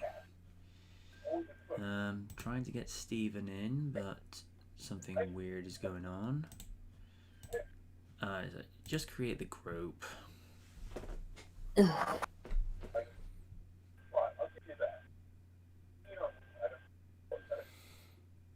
There we go. The Steve. Hello? Can you hear me? Perfect. Hello, Steven. Yo. Hey, everybody. How's it going? Not too bad. Good. How Oh, about good. you? I swear this lockdown's doing more crazy things with my workplace at the moment. Yeah, I know a few people that are feeling that way as well. It's basically we've just gone where I'm working, if I can get my words out straight. We're basically, our section is busy, is just work as usual, so we just put stock out from shelves from delivery. A lot of people are ordering parasol bases, paddling pools, and barbecues at the moment. Memorial Day weekend. More or less when there's bright weather and the fact that most people are stuck at home, so they got to find a way to entertain themselves. I've heard the McDonald's is open. So from another British friend I have on YouTube, he's obsessed with it. So there you go. Well, and we're basically just stocking shelves, and just because our retailer is one that also delivers to homes, we're still doing that.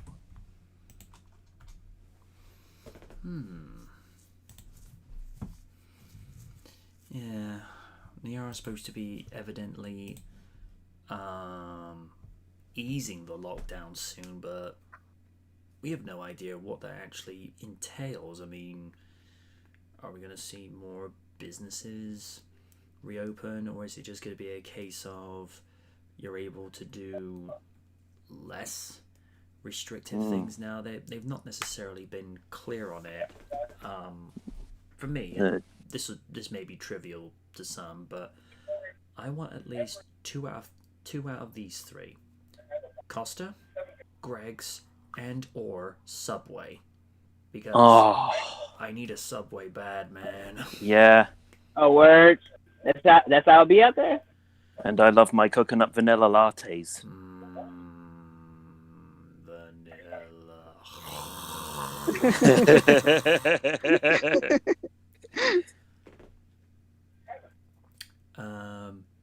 Co92 says it explains why Random and Weavile are in a bad day in the office mood. Yeah. But then again, Weavile's been a grump for years. Love you, dude. I mean, We've known that for years and years and years, especially when it comes to WWE. Yeah, particularly the time when Weaver was actually part of the Survivor Series 2017 panel. He just comes in, "Sup, Marks?" I'm like, "Love Oh, you really? too, dude." Oh yeah, was that part of it? I believe you were.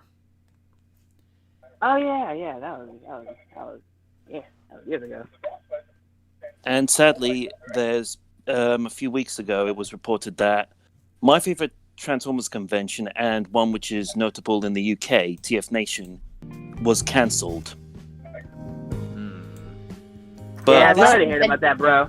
but this week they've confirmed that instead, on Saturday the 15th of August, they'll be doing a Twitch live stream for the whole of the day called The Big Broadcast of 2020. Okay. That's Kind of cool. like a homage to the big broadcast of 2006 in the original G1 cartoon. Yeah, there's kind of been a huge rise in a lot of virtual conventions until the big conventions that have been canceled can go on. Mm-hmm. I think Some of them WonderCon did has a been few. scheduled. WonderCon did a few comic panels the other day. The conventions I would love to do at some stage in the future. Obviously, I'd love to do a Comic-Con, whether it's London or San Diego or Los Angeles. It's all good. Ooh, that'd be nice. I'd love to do WWE Fan Access one of these days. Even though WWE and I are not necessarily on great terms, just to go with like these sort of fan communities where, I don't know, Raiden could just be walking by and he just sees Asuka suddenly walking by and just winks and is like, okay, someone hold me, the Empress just winked at me. It's like, it's okay, Raiden, it's okay. Starstruck. Happens to the best of us. And then Nia Jax winks at him and it's just like, oh no, hell no, I'm out of here. True story. I think if she's it's okay. She's a pleasant woman, but I'm afraid to get injured by her. That's all. That's all it is. Fair enough. Just like how Kevin Nash can tear his quad just by lifting a pen, Nia Jax injures somebody just by shaking their hand. I'm injured. No. I have heard she has the grip of a vice. Yes. My hand. Yeah. Reminds me of that Fresh Prince episode when Aunt was on there going to labor. Oh god, I remember that. She actually tore off one of the banisters going upstairs. And like, anytime somebody came in within like hand-reaching distance, they would end up like either bruising their hand or their wrist. And then when it happens with Ashley, she's like, oh no. And let's not forget about that bell. No. The one that I find hilarious is when they think she's going into labor, and then Will's like going, there was a naked man running through the hole. And Jeffrey goes, oh, I'm sorry, I thought you were all asleep. Not you, G. Or the time when Jeffrey destroyed the bell. Yes. That man has... I feel like he's just got built-in snark. Yeah. I like this one.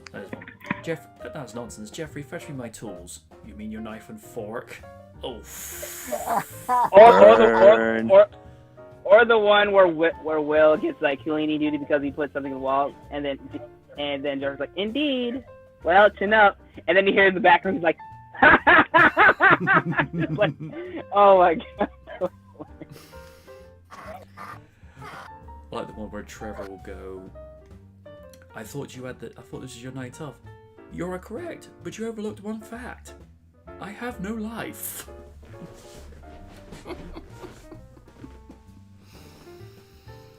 Oh gosh, dang.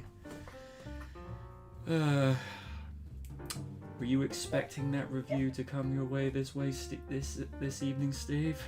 No. kind of lifted me up a bit because I've had a bit of a downer week. Oh, I'm sorry to hear that, man. It happens. Well, But it's like I said to the guys. It's the season finale, and part 3 turns 30 tomorrow. I thought, ooh, yeah.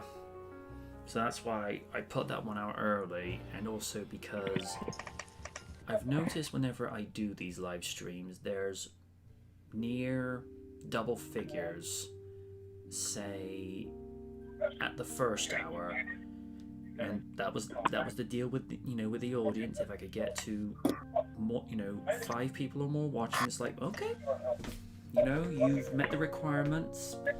I give you, the end of season review. There we go.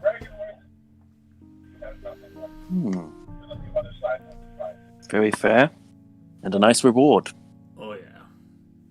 But it's like I said, I would have preferred to have properly worked on that, say, a few more weeks in advance, but with what's been going on around the country and the problems I've been dealing with locally, I just, I put it together as quickly and as competently as I could possibly get it, which is why I was hoping Kaiju would be here as well, because he could then add his critiques of, you could have done this better, this, that, and I felt like when I was doing the edits, I felt like his voice was at the back of my head, just going, do this, man, do this, and then, doing those corrections. So, and as always, before we go in, no one knows what they're getting themselves into, although Lids had an inkling when she saw the sun rising, just like, is he going there with it? There it is. Mm-hmm. But, I like to surprise people, just like when,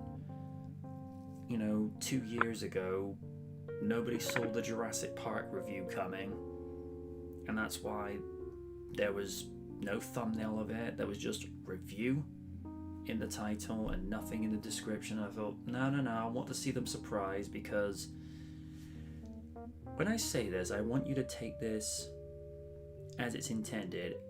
I get a kick out of when somebody's seeing the review and they're sort of thinking, what's he going with? Prime example, when the reveal came back for Power Rangers and hearing Raiden fanboying the way he was going, I was like, I live for moments like this. Because yeah, that was a fun surprise. Because when I hear reactions like that, it's like, okay, I know I'm doing my job right. And the fact that both Dan and Kaiju came back and gave that review positive feedbacks, because Kaiju is big on Power Rangers, and the fact that he said that was a good review, I was like, okay, that is a huge compliment, because, and I've said this on record, I humbly think Kaiju is much more talented and much more knowledgeable with regards to movie reviews, because I think he's just got this sense of articulation with regards to how he does his videos. And again, it's coming from a place of humility, because to kind of paraphrase when Raiden was quoting Kendrick Lamar, bitch, be humble. So, I'm my own worst critic at the end of the day, because I'm always trying to improve it, which is why it's gone from recreating the intros of, say, Jurassic Park or Back to the Future to doing what I did with the Ninja Turtle opening, and you couldn't see it, but at the time I was grinning from ear to ear when Raiden was losing his mind, and then there's Wind just going, yes, fuck yes.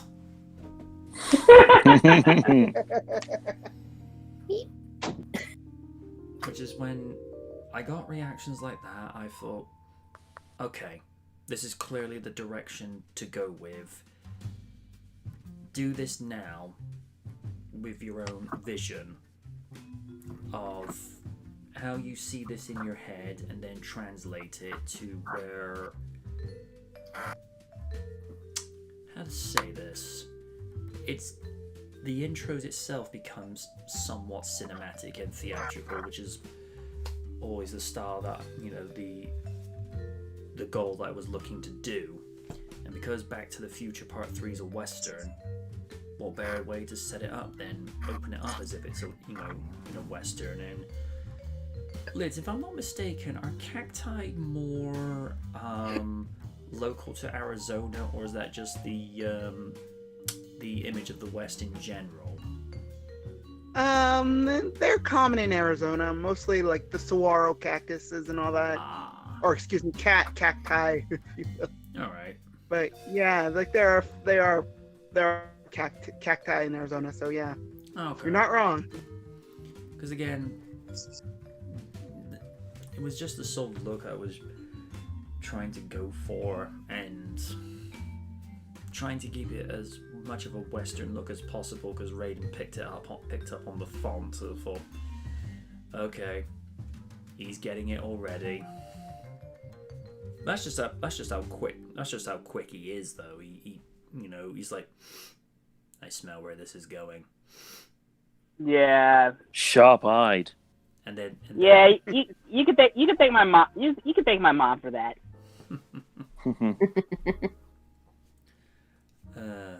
What did you like about... Because you said your top 3 for this season was Power Rangers, Jurassic World, and Back to the Future Part 3. Was it about those 3 specifically that you like? And again, I'm just asking purely just out of curiosity. Well, I think for me, Power Rangers is a franchise that I grew up with, so I was glad to see that you covered it. Jurassic World, I loved the humor that you were able to inject into that, especially the stuff with Rexy. Wynn can take a lot of credit for that, because it was her voice in my head with her just going, "Do I look like I'm ready to go again? Ugh, kids these days." And This part fucking new generation of dinosaurs! Back in my day, we had to stomp uphill to get to where we need to go for our prey. In the ash snow. Ugh. Bear clawed! Is that the name of a pastry? Yeah, Bear Claw. Bear claw, yeah. What exactly is a Bear Claw? It's a Danish with cinnamon, sugar, and very thinly sliced pecans on top. Not pecans, almonds on top. When you're making me hungry, stop doing that. I'm sorry! I was trying to answer a question. And then finally, for Back to the Future Part 3, I think you summed it up well with the finale of the trilogy. I appreciate that, man. Hey, that's what friends are for. There you go. And I appreciate you buying the T-shirt as well. Thank you very much for that. No problem. I've actually got mine on at the moment. It's the weekend. We're allowed to switch off, whereas yours is it's the weekend. We're allowed to be weird. Because what's the fun in being normal? Absolutely nothing. It's bland, it's boring, it's mundane, and it's overrated. Oh. Quick question that I want to put out to everyone. Sure. It kind of relates to an article that I found on TFW 2005 a few weeks back, which I'll post in. Apparently there's rumors going around that there's a Transformers live-action movie announced for June of 2022. Ooh. And the debate is whether it's going to be another movie set in the Bumblebee verse, which was established with Bumblebee 2018, or, Ooh. and this is the one thing that has really got me excited, whether it's going to be a live-action Beast Wars movie. Oh God, please, Please, please, give me, please, give me, God, give me. please, Gib. God. Gib, please. Gib. So my question is this. Mhm. Which would you prefer to see? Another movie set in the Bumblebee universe, or a live-action Beast Wars movie? Don't make me choose. Can I Can I that's have hard. both? Can I have both? ¿Por qué no los dos? I mean, honestly, things were already established in the Bumblebee verse, so I think for now it would be cool to have like the Beast Wars thing start up, and then after that, then you do another Bumblebee. So I say Beast Wars. I say Beast Wars first. Definitely more so if they get the original voice cast, though. If for some reason you can't get Scott McNeil for Dinobot, we have a buddy in our podcast who does a uncanny impersonation of Dinobot. Yeah. I appreciate that win. Yes. I think you had it confused. Scott McNeil does Rat Trap, I believe. I was gonna say, and in terms of Rat Trap impersonations, look no further than Gary Connell Jr., ladies and gentlemen.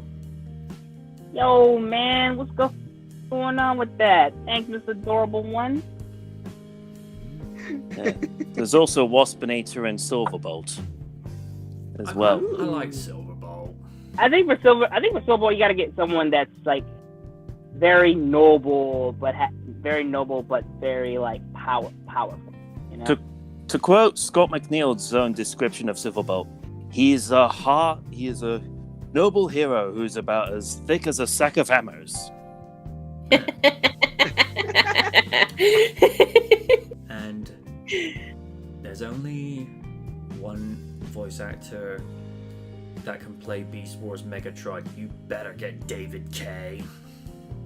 Oh, Yeah. yes. Apparently, I'm sorry, but I still go back to that Robot Chicken special. Yes. Oh God, that poor panda, that poor polar bear. the thing is, I remember seeing an interview when they were getting this set up. David K. kind of used Sean Connery as a reference to, get that very kind of sophisticated, husky sounding voice for Megs, and making Megatron that sound like this quirky, distinctive voice. It works for the character because even though it's the same name of the G1 Decepticon, he's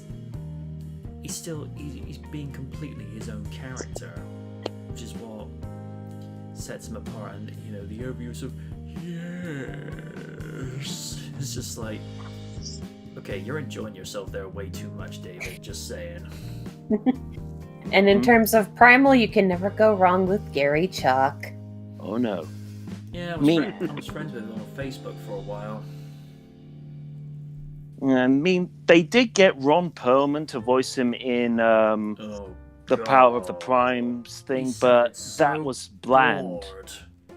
He sounded so bored as Primal. That's a real shame too, because Perlman's a damn good actor. And he's a good voice actor because he put his heart into it as Slade in Teen Titans, so it could have been one of those situations of the voice director not conveying what context they want. Yeah. Because you normally have to have a really good voice actor on board, and when you have the likes of the now retired Andrea Romano and Susan Blue as voice directors, or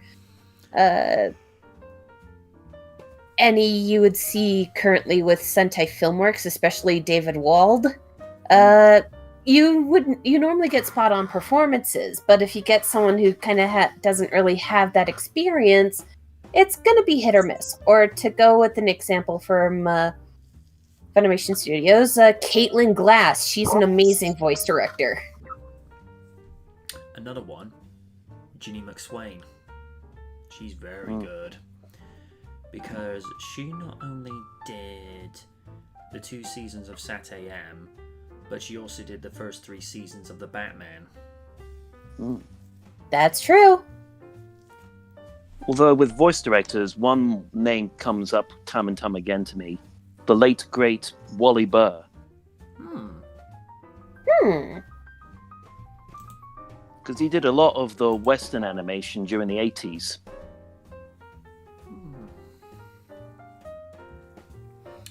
Mind you, animation in the 80s was more, I think, Warner Brothers or, just stuff with like the Marvel Action Hour, because Disney kind of dropped off the scale a little bit in the 80s, because until they did the Roger Rabbit movie, I think like the last Disney animated movie was like late 70s with maybe Aristocats, because they didn't do like what most people considered the first modern Disney movie until they did Little Mermaid in '89. Which is, I mean, back then that was like, I think during that time before the Renaissance era, there was called the Dark Period, and then after that the Renaissance era kind of picked them back up. Yeah. And it's like I pointed out in the 17th anniversary retrospective for the 2003 Hulk movie, they did some weird stuff with the 1982 Hulk movie. Banner will change into the Hulk and, rip his shirt and what have you, but when he changes back, his clothes have instantly regrown. I'm like, what? Now, when I'm like, 7 or 10 watching this, I think, oh, okay, that's kind of cool. Nowadays, I'm like, what drugs were you people on? It's like, that's not how this works. And then we get the full Monty in both movies, but get a reasonable compromise in the 90s cartoon with him going back to normal. He's just only stuck with a torn pair of pants. So you know that he's changed, but at the same time, you don't have to worry about seeing Captain Winky. Well, they couldn't because, I know it's a kids' cartoon, but still, it was still a good compromise, because they showed that the transformation happened, but they did it in a clever and very safe for work way. Yeah, because from what I remember hearing for the 03 movie, Ang Lee originally wanted the Hulk to be naked for each transformation, but Universal no. Yeah, Edward Norton got to keep his pants, and they even gave the nod to the purple sweatpants, which just filled me with life. It's like, oh my god, 90s cartoon reference, yes. I get from a scientific perspective. I mean, if someone ever did transform into the Hulk for real, let's be real, there wouldn't be a shred of clothing left on them. But from an audience perspective, I mean, if you intended for, either Hulk movies to be like rated 17 or mature, then okay. But the Hulk movies are considered family viewing audiences. Just at the very least, just say that the trousers just got stretched a little too much, and that's as far as you take it. And then remember someone coming up to me like years ago saying, "But I wanted an adult She-Hulk movie." Yeah, bet you do. You're gonna be on the internet. But then again, they did do that parody movie with the late China. Don't get me wrong, if they had done a live-action Hulk movie, She-Hulk movie years ago, she probably would have been ideal. But just done under better context, because I'm not going to get off on too much of a tangent with what she did with her latter part of her career in her life, but she was better than that. That's what I'm going to say. I will say, from the pictures I saw that were safe for work, she looked gorgeous as She-Hulk. She did. Oh yeah, most definitely. Yeah. Oh yeah. But mind you, I've always argued that, China was always beautiful. I find if they got her to do her makeup like she was, say, at the 2000 Royal Rumble, it's just like, ooh, like, hey, how you doing, girl? And there's Liz like going, Alright. call me. And there's just only like going, really, Liz? Honey, what? Do as you're told. Yes, ma'am. And he's listening to this Larry going, I'm gonna kill this boy when I get my hands on him.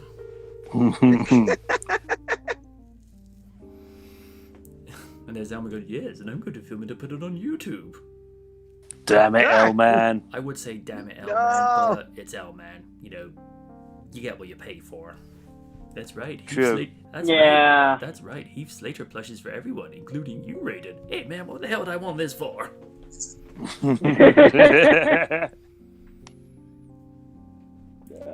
don't know. But that'll be interesting to see what we do for the retrospective for the 2007 movie, because I've given him the initial script to work with, and he has suggested, what if the pair of us actually watch the movie together over Discord, so that we could just sort of take notes here and there, because I feel as though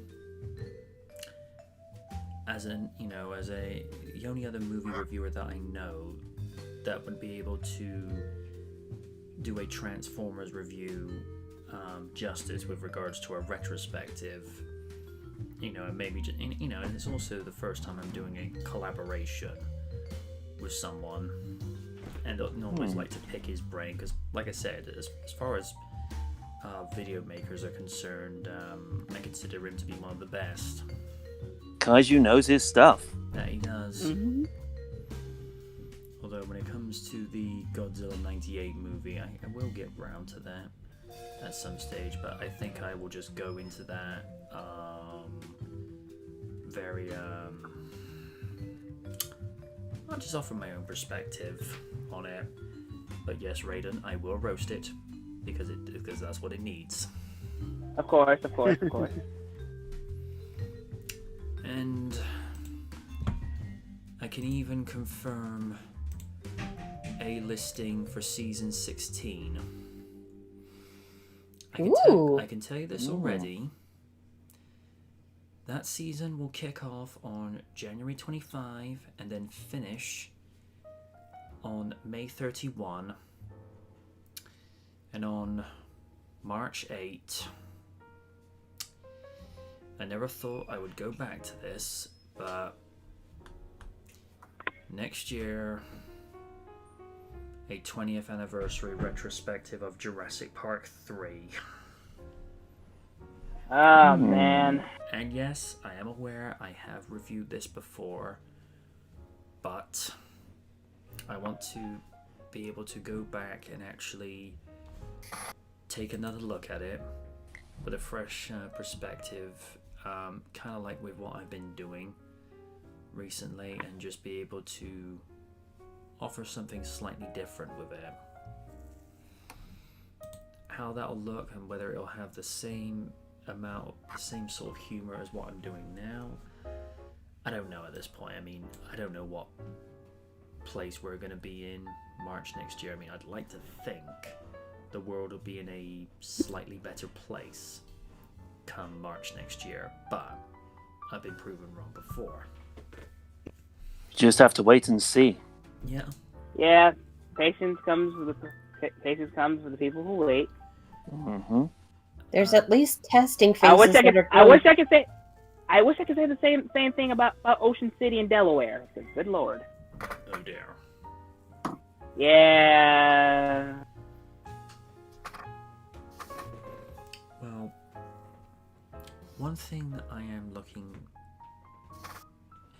It'll be a stretch to get this done before season 15, but one thing I hope to have done by season 16 is to have a 4K camcorder at my disposal, because as good as my camcorder has been to me, noise cancelling is not its strong suit. But then again, we're talking about something that's circa 2012, and this was before external add-on microphones became a thing, and I had been looking around a few Panasonic models just as a means of testing things that would be able to fit the add-on microphone that I've got, and Panasonic was one of the very few that was able to match like a budget parameter for me, but it's being able to afford it, and I'm not able to do so at this time, so we'll see, but that will be a plot point going forward for future seasons, where the audio will be consistent on not only the voiceovers but the camera segments as well, because it's 4K. Although I won't render it in 4K, the picture quality will be that much sharper.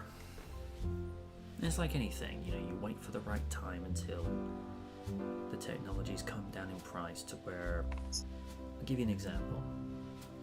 My first DVD player back in 2000 cost me nearly £200, whereas now you can get a reasonably good DVD player for 40.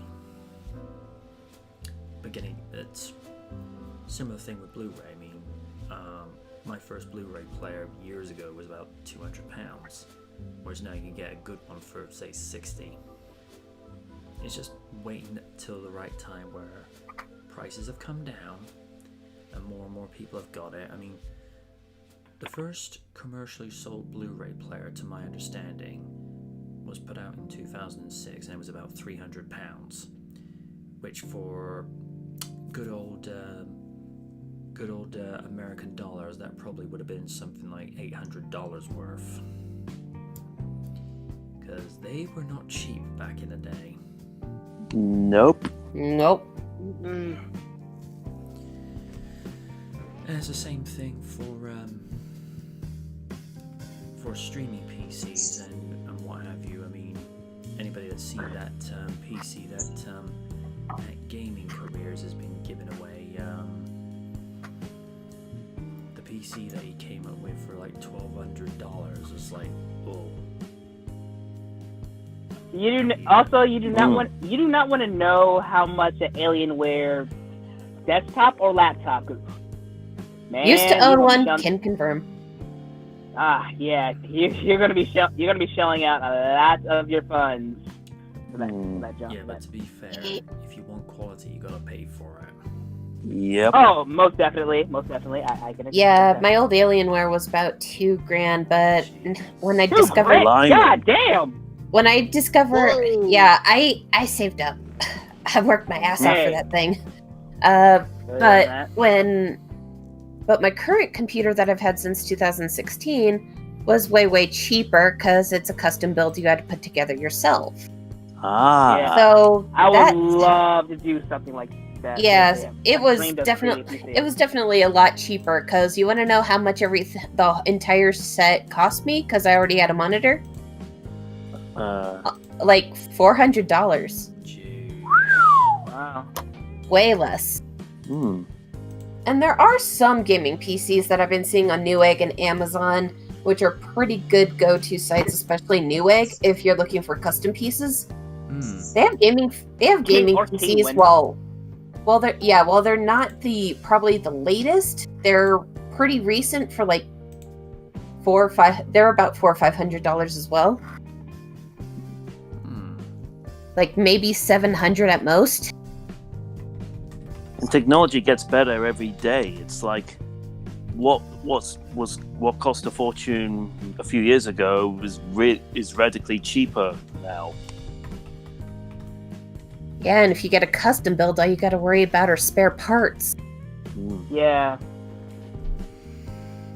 The only thing that's pricey right now would debatably be the graphics cards because of people mining cryptocurrency, on top of the fact that one of the big materials used for graphics cards are kind of a resource in China.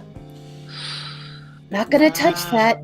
Not gonna touch that. So, but yeah, if you want to know why the latest ones are pricey, that's kind of why, on top of the cryptocurrency stuff. I think Dan in the chat. Oh, sorry. Yeah. So you may want the latest and greatest. I'd say wait maybe half a year for it to go down and just get maybe the second most latest or third most if you want to save a bit of money.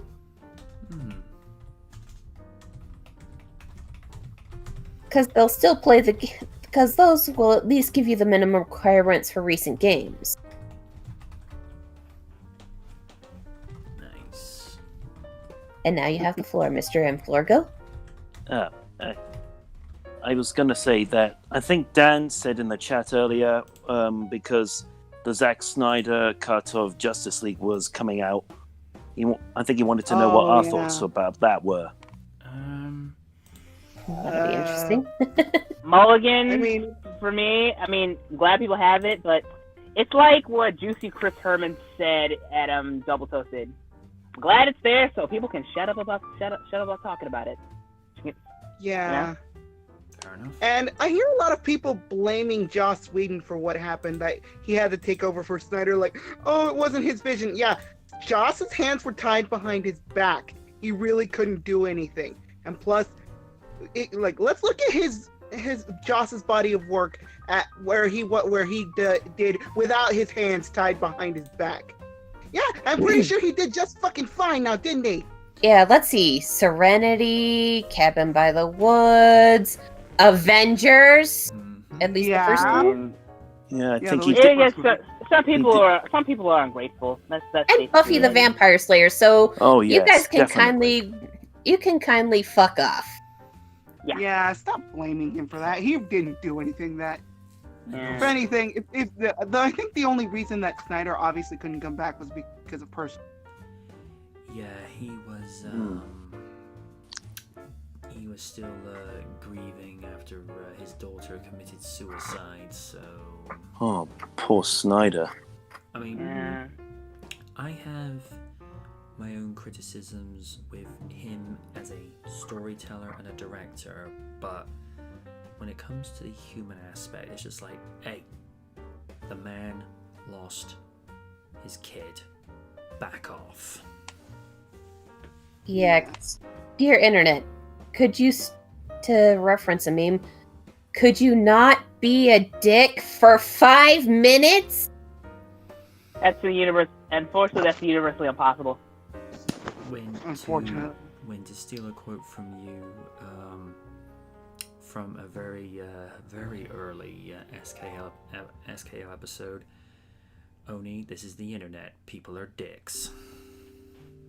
I know, it just would be nice that people would at least take it down a notch, especially given the crisis we're going through right now. We need more unity rather than more divide. Yeah. It's like, come on. I really, really, really, really, really, really, really, really hate to bring this up, but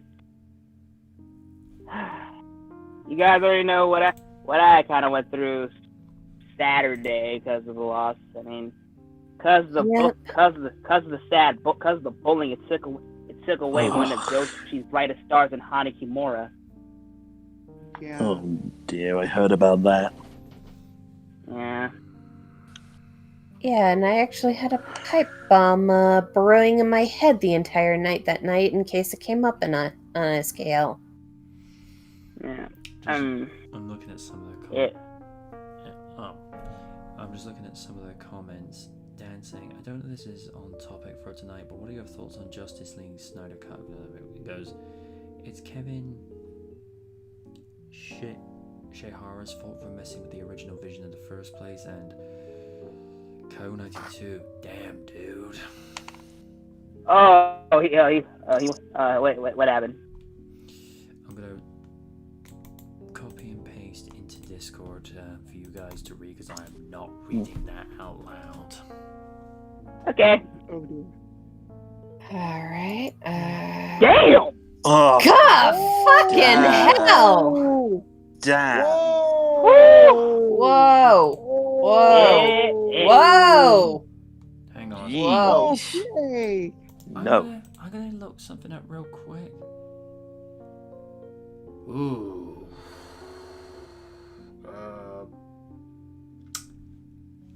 Hang on. Yeah, this is I'm about to copy and paste. Oh. Oh no. No. Oh no. That is a giant can of worms right there. Ugh. No. No. Hold on. I have the perfect video for this if anyone wants to play it. I think I know which one you're talking about. Please hold just in case you have a bit of trouble finding it. Mm-hmm. Don't worry, I got it. Okay. I just need to check something real Nope. quick. Just trying to find information. A second. Just trying to find some information, just whether.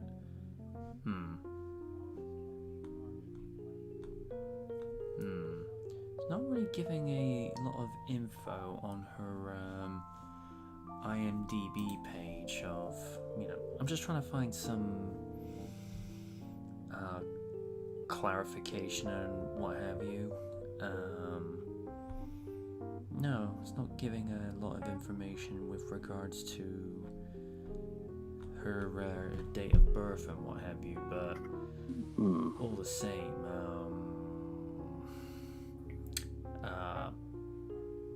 Shihara.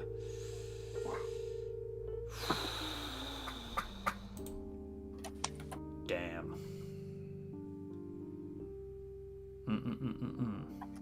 Nope. Yeah.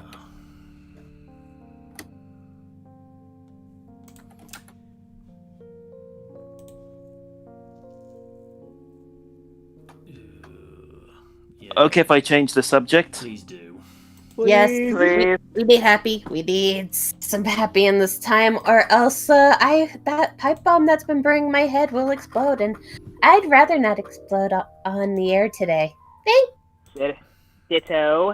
After hearing that news for tonight, I decided, a lot of people should not want to know Shin's thought on this. He's a devotee to Joshi wrestling. Who fancies a tease of Kong 2020's new design? I'm taking a peek right now. I'm intrigued. They did a WonderCon panel earlier this week, I believe, and they showed some pages from the new Kong versus Godzilla. They're doing 2 graphic novels, I believe, and this one shows images of Kong's new design. Oh, I'm not gonna lie. He's looking brolic. I'm impressed. And he's rocking some sort of new beard as well. I think it works. It definitely gives him more of a gorilla factor. I dig it. Same. Let's kick ass. And in another panel, they showed the new Bat Titan that was announced at, I think it was a Comic-Con last year. Holy shit. Kamazots. Whoa. Which I That believe looks sick. Kaiju ended up getting really intrigued by. Wow. That looks really sick. Let me see, I want let it. me see. Yo, I love it. Sick. It looks like a giant version of Man Bat. Oh, that's More unsettling. that's more uglier.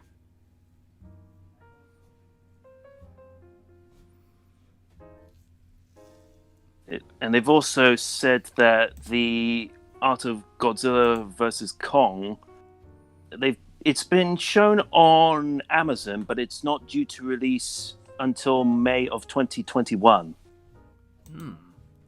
Whether it means the movie gets delayed even more from its supposed November release is yet to be determined. Well, if it does, I'm more than happy to wait.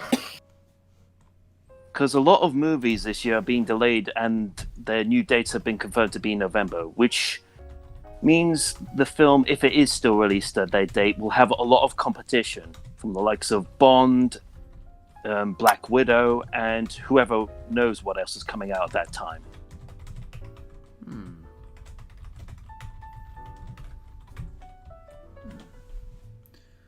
Sounds good. But at least I'm really glad to see that they're continuing the MonsterVerse in comics. Oh yeah.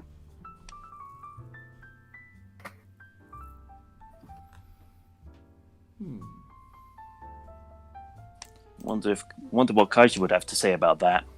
Ooh, this looks amazing. I have always wanted to see it. Why am I starting to sound like Obi-Wan if he were in a Godzilla movie? Ooh, the force is strong with this one. And Godzilla's like, bruh, what movie are you in? Why am I making Godzilla sound like Raiden? I can see it. Raidzilla. And now I'm imagining Christopher Judge voicing Kong. Oh God, no! Yes.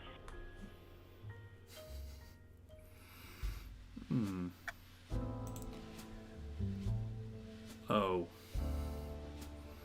Let's see. A few other topics this evening, because, well, the majority has been overtaken by most of it being Back to the Future centric. Apparently Fast 9 would have hit theaters this weekend if it wasn't for the virus. Oh my. I'm just gonna say here,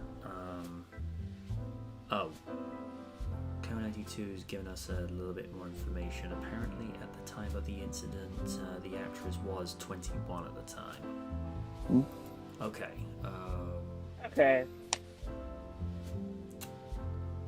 I'm 50-50 on that one. I mean, from one angle, it looks inappropriate, but not inappropriate, and also she's 21, so it's like,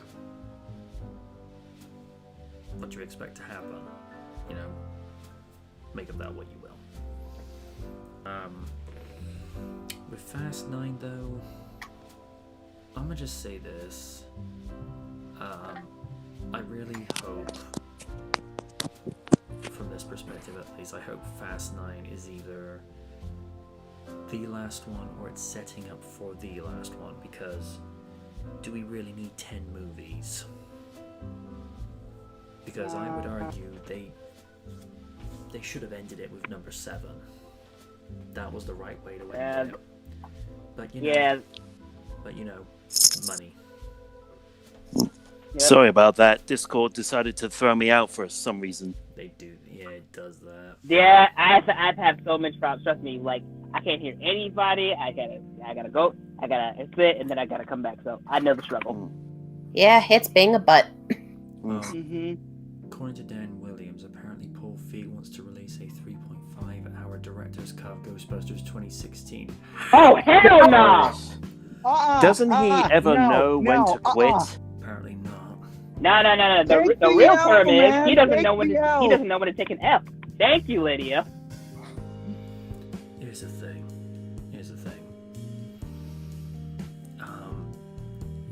If he didn't have empty theaters before for doing that, people just look at go, dude, I'm not even going to illegally download that. I have standards. Okay, I'd rather have a Suicide Squad extended cut than watch an extended cut of Beakbusters. Damn. Suicide Squad wasn't that bad. And I actually like Suicide Squad. Except for some of the odd choices with regards to the soundtracks they used, like particularly when they had Eminem's "Without Me" with the suit-up scene. I thought, what? It's like, I mean, don't get me wrong, it's a good track, but do you really need that? I don't know. I mean, aside from that, there were a lot of great choices for the soundtrack itself. Like, especially my personal favorite, Kehlani's "Gangsta." The only song I can remember from the movie was the Queen song at the end. Oh yeah. Bohemian Rhapsody. Yeah.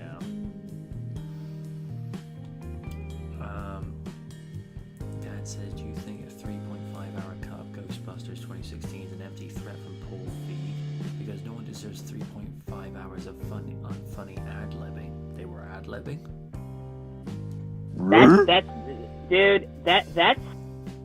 That's Clockwork Orange style of torture. No. No. It's like, dude, just stick what you're best at. Because here's the thing. If given the right movie, you're actually decent. But if you're given a franchise that you can't handle well to the point where you're doubling down on the criticism received, probably best to just definitely stick what you're best at, because I'm not gonna lie, I liked Bridesmaids, which was why when I first heard it, I was going to give it a chance and the benefit of the doubt. And then you fell so hard with your marketing. I wouldn't go as to say it's like Clockwork Orange style of torture Raiden. No. This is like No. I meant that torture scene. All right. That's what I meant. Mm. So that's like being strapped down to watch.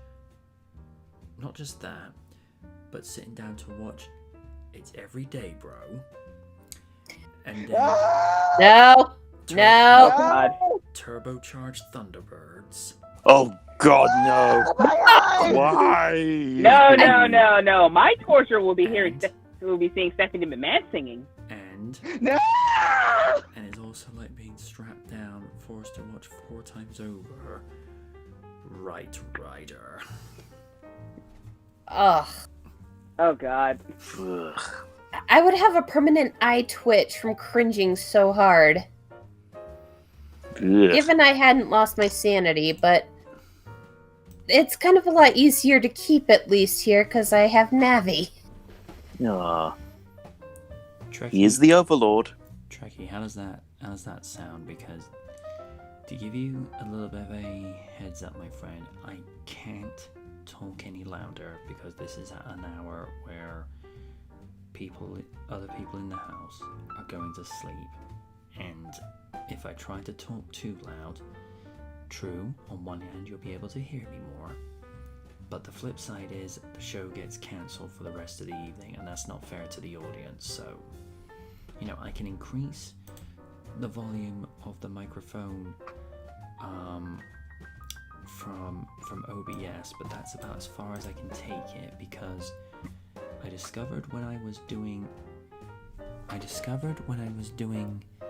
the broadcast last week, the basic volume on the microphone had been turned up to such a point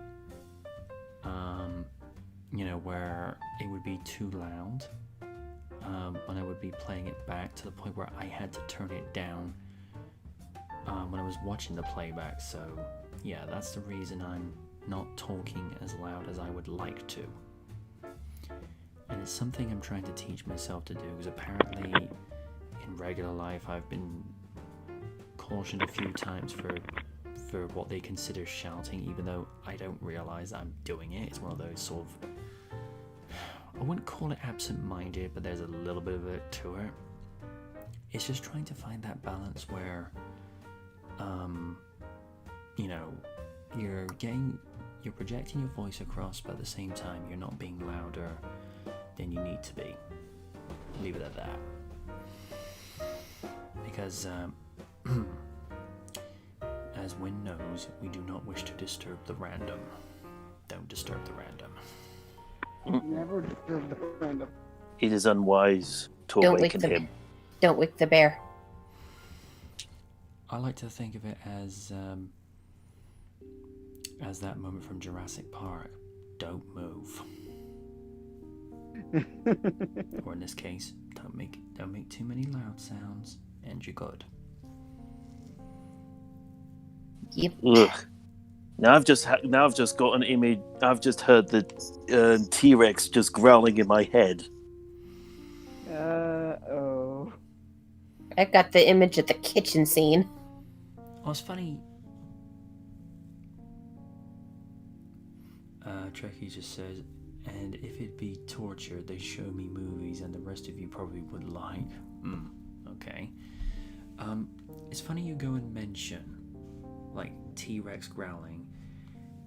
Have you ever seen the Dangerville video where he recreates what a T-Rex would actually sound like today?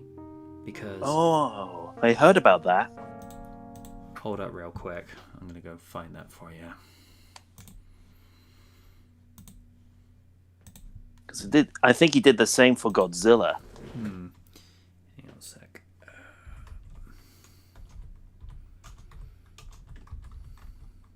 So with a creature like Godzilla, you would probably be deaf before the sound actually got to your ears. Okay, hang on. Because this thing is an eye-opener.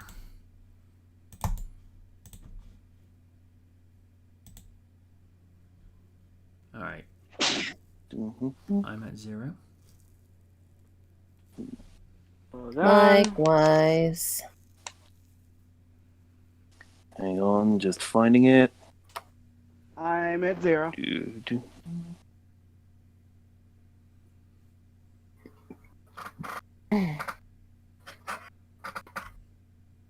Come on, Discord, will you work with me, please? It gives you shit as well, does it? Mm-hmm. Sounds about right. Alright, I'm ready. Just waiting on Steve.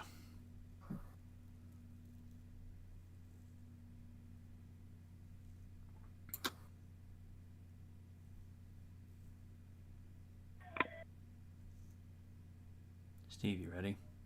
Hang on. Yep, I'm at 0. 3, 2, 1, play. What did the T-Rex sound like?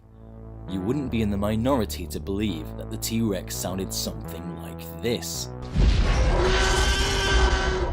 do I hate being right all the time.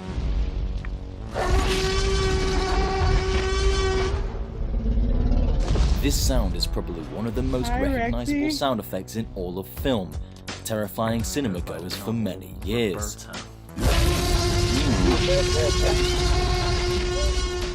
It was created by combining a baby elephant, crocodile, and tiger roar together. But is it really baby what elephant? the Did T-Rex not know sounded that. like?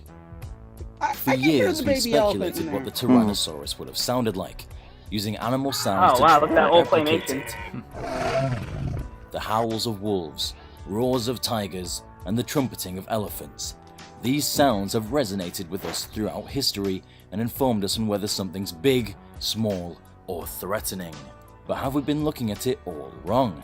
Well, to find out, we have to look towards the state of Texas.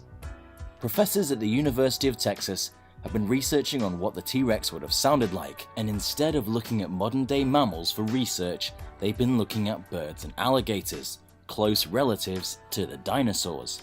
And they say that the T-Rex wouldn't have roared at all, but instead it would have made a sound that's less loud and much more unsettling. They found this out by scanning the brain case of a Tyrannosaurus fossil, which contained outlines of the hearing organs. It turns out that the T-Rex had extremely sensitive hearing organs, and it was especially good at picking up low-frequency sounds, even lower than most humans can even hear.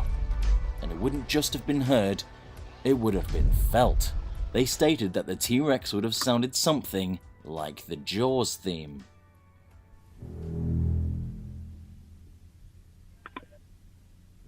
What? Mm-hmm.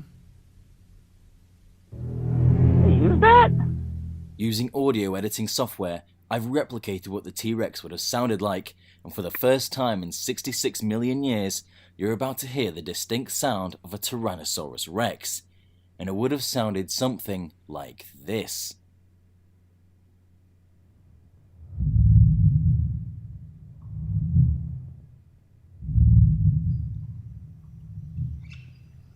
Oh. Oh, God.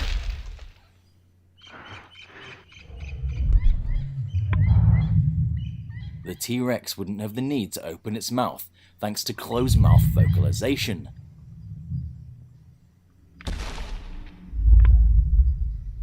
This is common amongst birds and reptiles, and the noise would have travelled through vibrations. Oh, God. This sound would not only be the most terrifying noise you would have heard, but also felt, as it vibrated through your spine, getting louder and louder as it drew closer. Chris Packham of the BBC had this to say: "There's a sort of primal fear that's associated with sounds like that. When you think about it, the T-Rex didn't need to roar, it needed to be able to communicate over the huge areas in which it hunted. It's the same sound that horror films use to scare audiences, which begs the question, is it in our nature to be terrified of these low-frequency sounds? And are all animals scared of the same sound too? It may not be the sound fans of films like Jurassic Park were hoping, but it's definitely equally as terrifying in its own right." So, there you have it. The T-Rex roar heard for the first time in 66 million years, and you're some of the first to hear it. Of course, this is all based on research and theories, and we're all entitled to our own viewpoints. It's been 64 million years since the dinosaurs were wiped clean from the earth, so chances are we'll never hear the exact sound of a T-Rex. But from my perspective, this is probably the closest that we're gonna get. But what do I know? I'm just a dinosaur YouTuber. If you learned something new with this video, then be sure to give this video a like and subscribe to us at Dangerville to become a resident with us today. I've been your host Alistair, and we'll see you in the next one.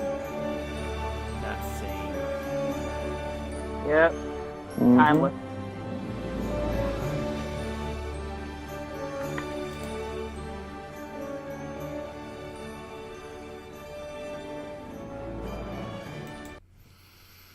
Yeah, the T-Rex sounds more like Jaws. There's a terrifying thought.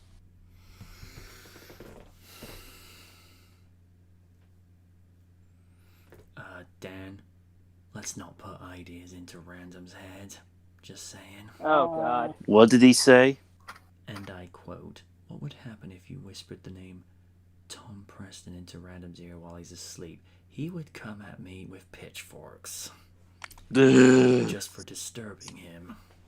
Well, here's a little something to calm the nerves. It's an older Navi picture, but I figured a Navi picture was needed. Aww. Aw. Mother, I is cute. I require belly rubs. Oh. Although it's funny, the guy from the Dangerville says we'll never hear dinosaurs hear the T-Rex roar again. Yeah, don't tell that to Jack Horner. And I'll tell you why. Oh. And I'll tell you why. I'll tell you why. Oh? Jack Horner is currently working on a genetics project whereby he has said in 5 years' time we will be able to bring dinosaurs back, and all he would be using is a chicken egg. And I'll explain. Sorry. What? I'll explain. Huh? Let me explain. He would be using the egg of a chicken by not even adding anything to the chicken, because in every single living organism is what they refer to as ancestral DNA. For example, in most human beings, when they're in the embryo stage, a tail is actually being grown whilst the baby is forming. But when it gets to the right developmental stage, the tail shrivels up into your coccyx, your tailbone. But if you intervene at the right genetic level in what they refer to as a B gene, they can actually stop that particular genetic piece from being introduced. So if they so wanted to, they could have a human being born with a tail.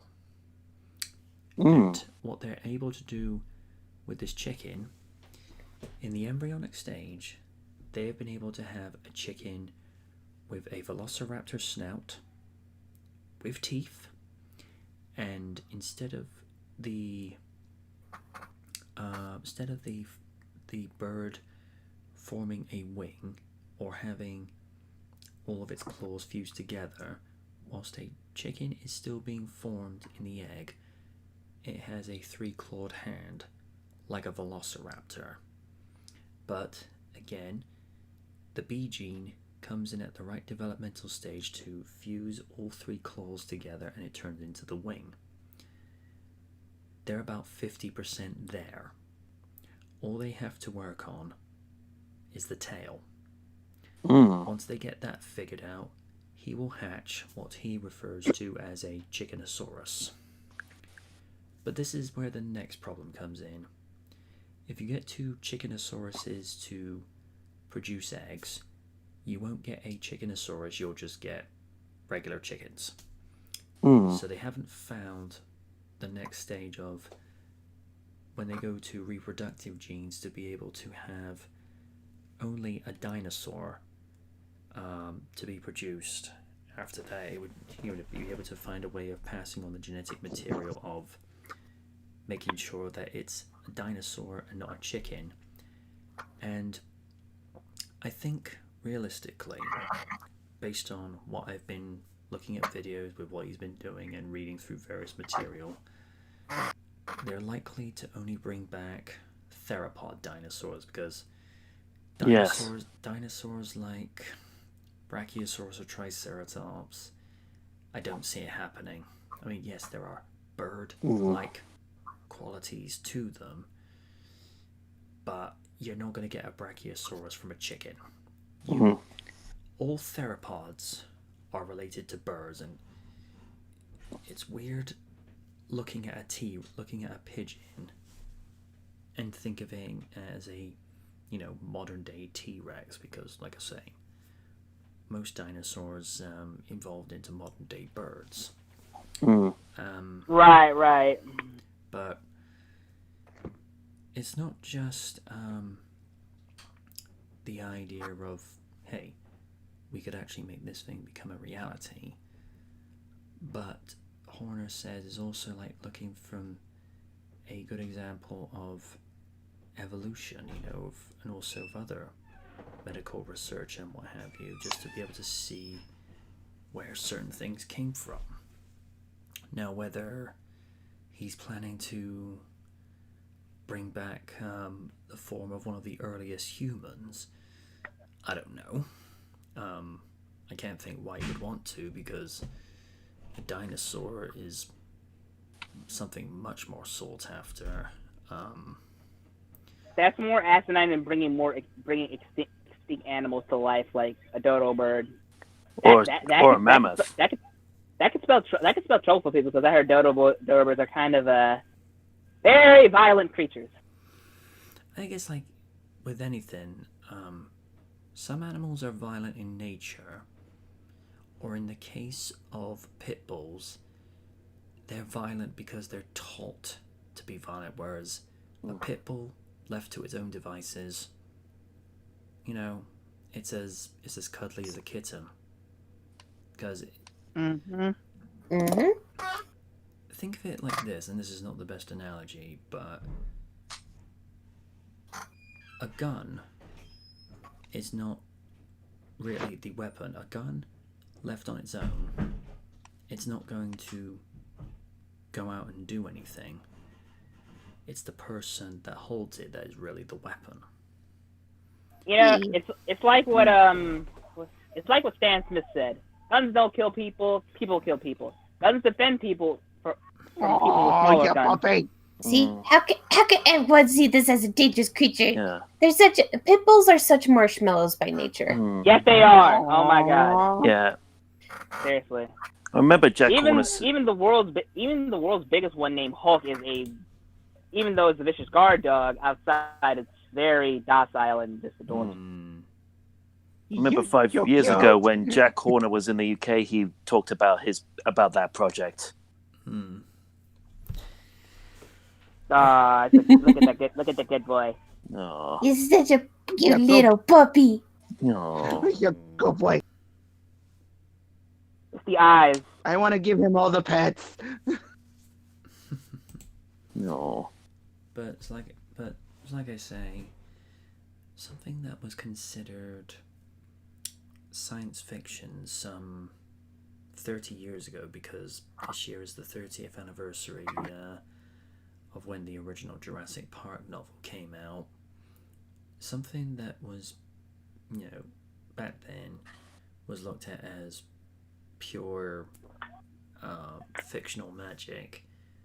We're actually getting that tiny bit closer. The only difference is this is not being done with insects fossilized in amber. This is actually being done through modern day birds that actually carry the dinosaur's genetic code.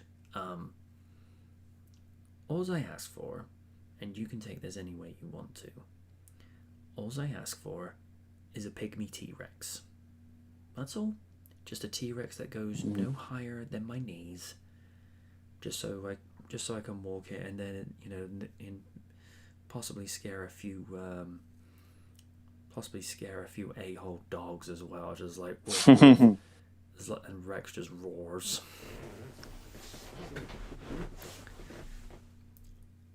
I would get velociraptors, but as long as they're like blue, especially baby blue. That was adorable. I think the average velociraptor got about as big as a turkey. Yeah.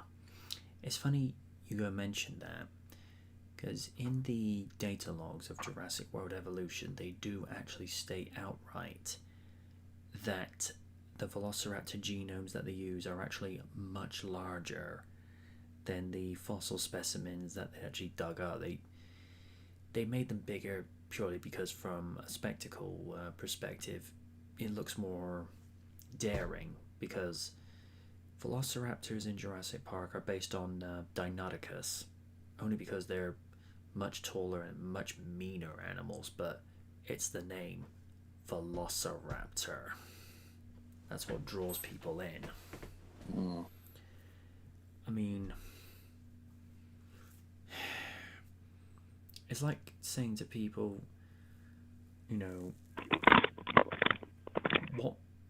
what would you recognize more, an Albertosaurus or T-Rex? T-Rex floats. T-Rex. Now, an Albertosaurus. The T-Rex. No matter if Jurassic Park made it more popular or not, it's one of the most recognizable dinosaurs we know today, aside from the Triceratops and the Stegosaurus. Well, and also because an Albertosaurus is part of the Tyrannosaurid family. The only difference is it came much earlier, before the T-Rex, because T-Rex, from what I've been reading up on, especially if Walking with Dinosaurs is anything to go by 21 years ago, T-Rex only ruled like the last 2 million years of the Cretaceous period.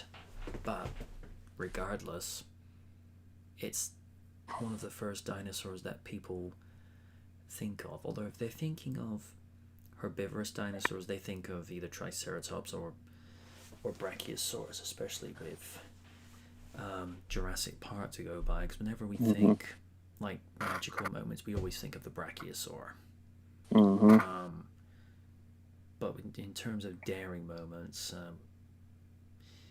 I'd say before and after the first Jurassic Park, T-Rex definitely top of that list, but they raised the level on Velociraptors, and probably Velociraptors have become much more of the go-to in the franchise, whereas it felt like in Fallen Kingdom, T-Rex was just there.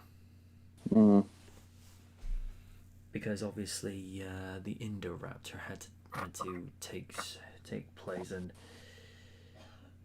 that frickin' smile. That no. Dan is asking, has anyone seen the Mr. Plinkett review of Star Trek Picard? No. No. I've seen bits and pieces of Picard. I like the acting. See ya, Trekkie. I like the acting.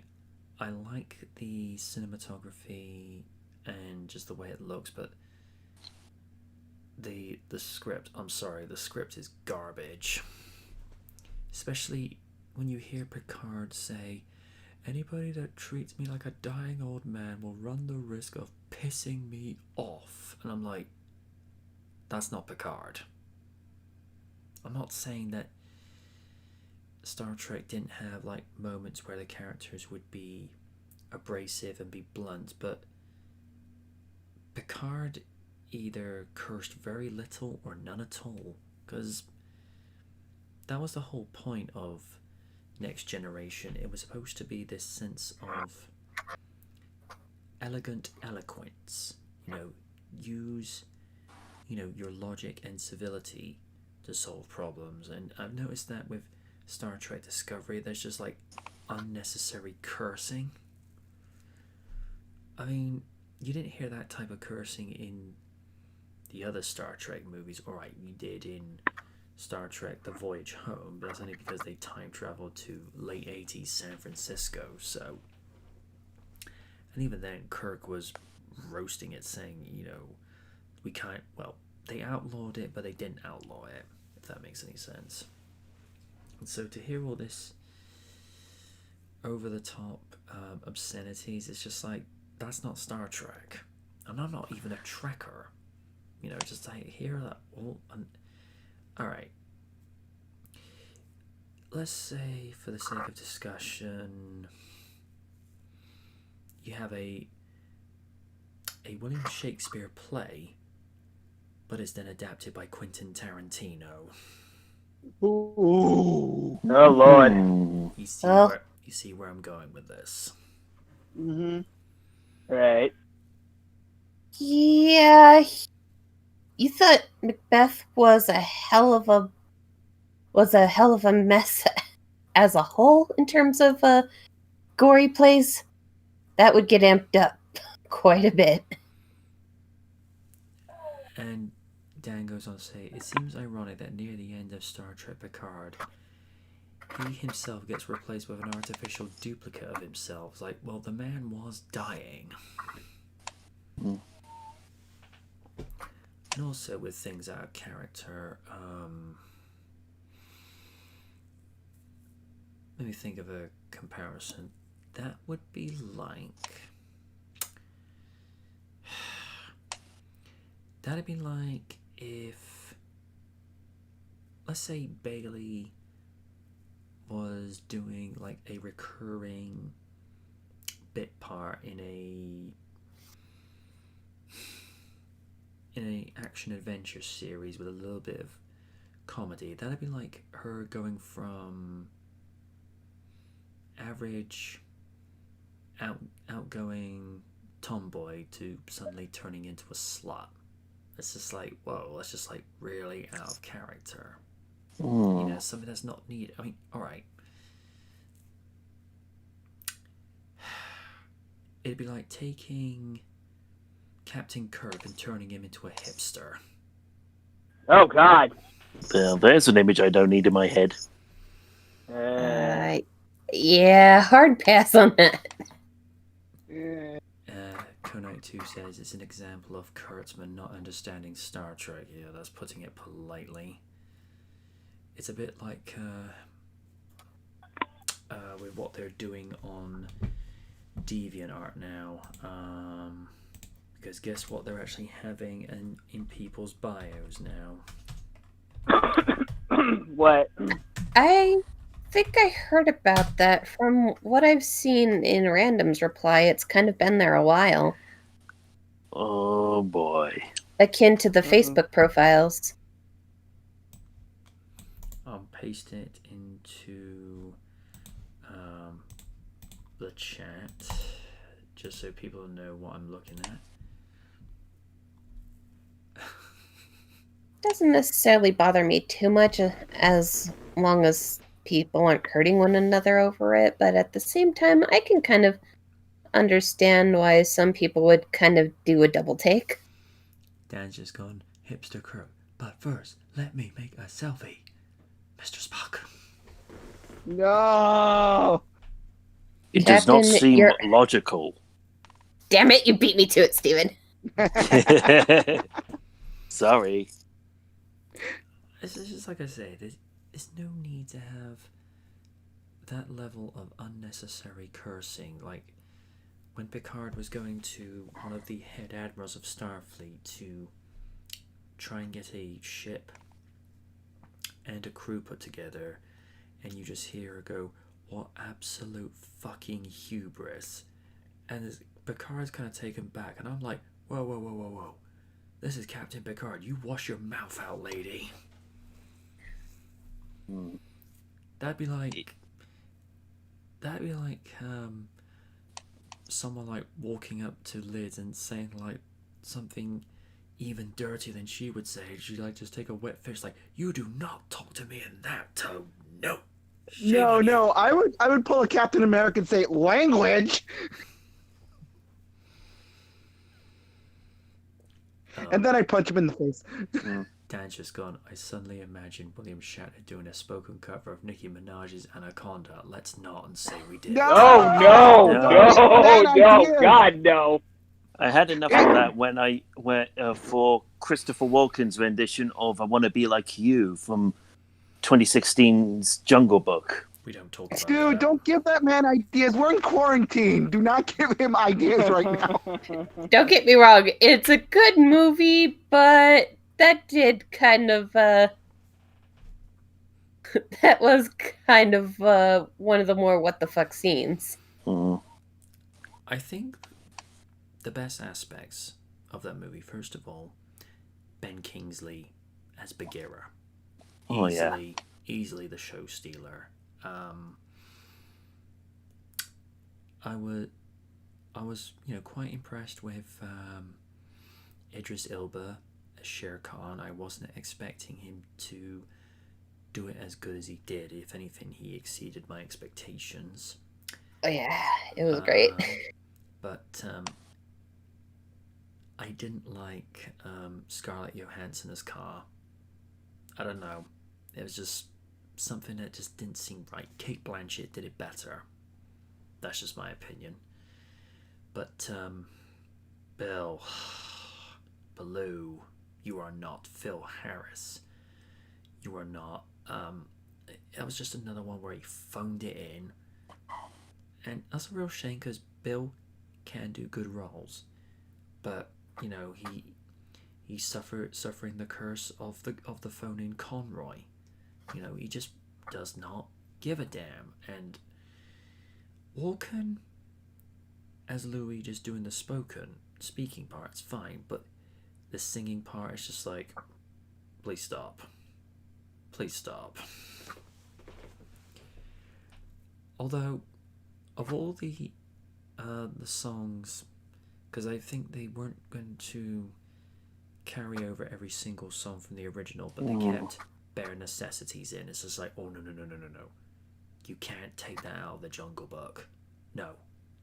That's as synonymous with that movie like Circle of Life and, Wannabe King from The Lion King, or like Be Part of Your World by The Little Mermaid. Not to mention it was Walt Disney's last film to work on before his passing. And he purposely made the movie to be not like the original book, because the original book, I'm sorry, It was dark.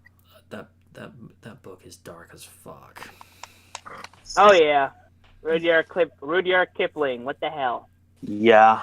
But A lot of books back then were dark. The stuff that got the Man. Disney makeover was around the time they started to kind of clean up some of the tales to make them less dark. Because Yeah. the mass majority of fairy tales and nursery rhymes, believe it or not, were actually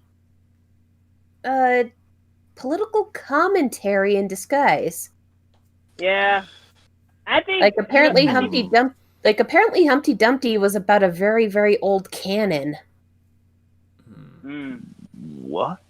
Well, I think the only fairy tale that hasn't been changed, especially in some iterations, is just Hansel and Gretel.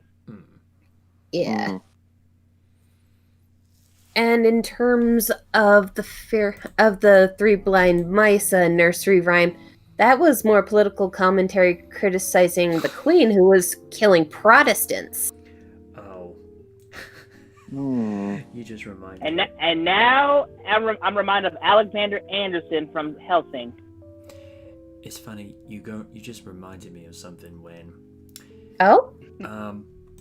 not too long ago, I say not too long ago, this is probably early to mid 2000s when I read this at the time in the press. They wanted to outlaw the nursery rhyme Three Blind Mice in nurseries, because the do-gooders at the time said, and I quote, "This is going to be offensive to blind people in nurseries." And I just go, question, what are blind people doing in a nursery? It's like the same. Yeah, because certainly people aren't gonna have, or kind of have people that are running the school that are blind. Oh, it's also they wanted to outlaw the pudding name Spotted Dick and just turn it into Spotted Richard. But here's the thing, the pudding has been called Spotted Dick for the better part of 300 years because that is its name. Or how did it get the name exactly? I've always been wondering that. I don't know. I'm not 100% sure myself. I'll Google it later. Another one that I just laughed at because this just sounded so ludicrous. They wanted to replace the term brainstorm with wordstorm because, quote, "this is offensive to people with brain damage." And I'm like, what? In what way?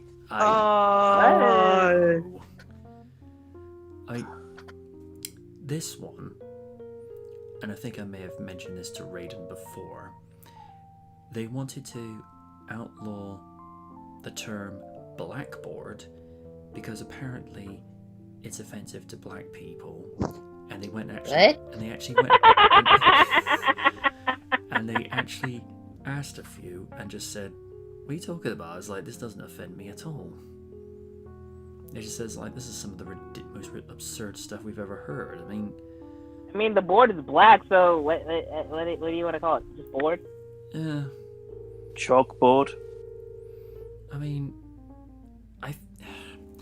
if it had been called insert derogatory term here, and they say we want to replace that name because it's offensive, it's like, okay then, solid argument, but I suppose it's all about context and how you use it, but A black board is not offensive. It is just a board that is black that you use chalk on. That's it. But, you know, it's like it reminds me of that South Park episode, Everyone versus Everyone. Everyone is offended by anything and everything. I'm offended by this piece of toast. I'm offended by this hat. I'm offended by Oni being offended by L-Man being offended by the offenders. So who started the offending? Just see how it's just absurd. It's like, I've said this once before, it's like people purposely wake up with the intent of, oh right, what can piss me off today? Whereas I'm like, I'm just gonna look for things that are gonna put smiles on my faces.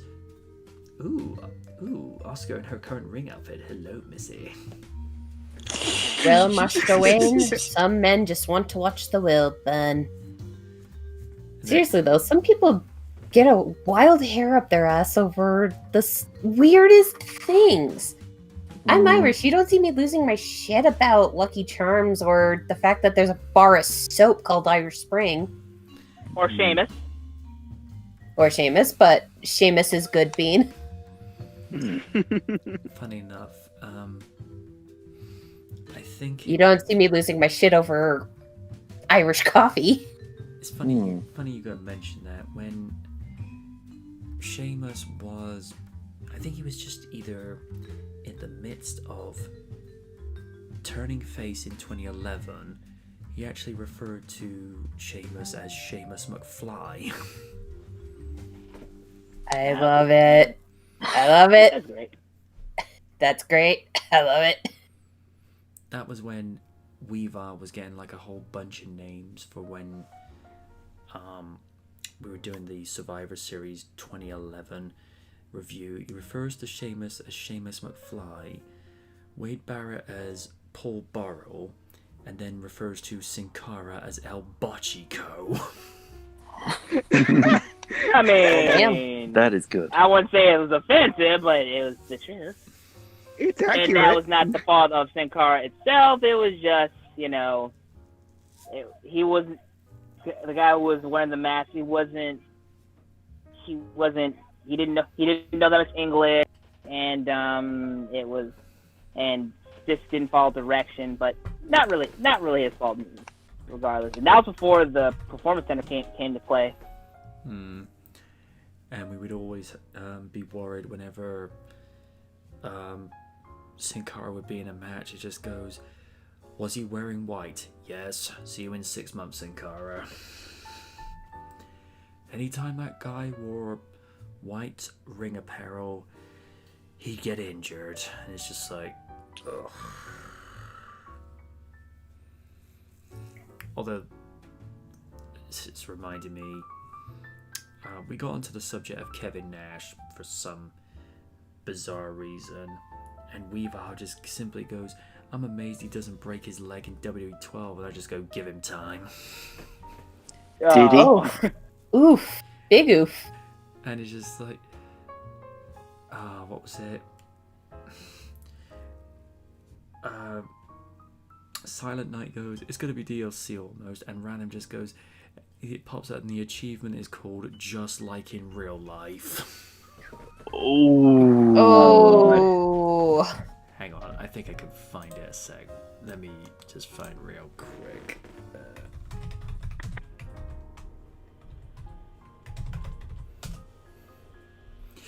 Oh, I have it. Let me just chill the jazz a second. Okay, hang on. Right, now this is from circa 2011, so the sound quality is going to be a bit off because this is done on my former computer. I'm at 0. Just loading up. Hang on 1 second. Oh no. Yep. Roll up a Likewise. bit. I'm at 0. I is ready. 3, 2, 1, play. And yeah, we got the result that we were looking for at the end of SummerSlam before Del Rio cashed in Money in the Bank, but Nassosaurus, blah blah blah. But I'm amazed he doesn't break his leg in WWE 12. give him time. Oh my god. I would laugh if breaking his leg was an achievement. Oh my god. Oh, God, gave no fucks. Oh. Triple H actually breaking his leg before the click. Oh. Oh! Damn. But there were a couple. The announce table, we hold no punches. Nope.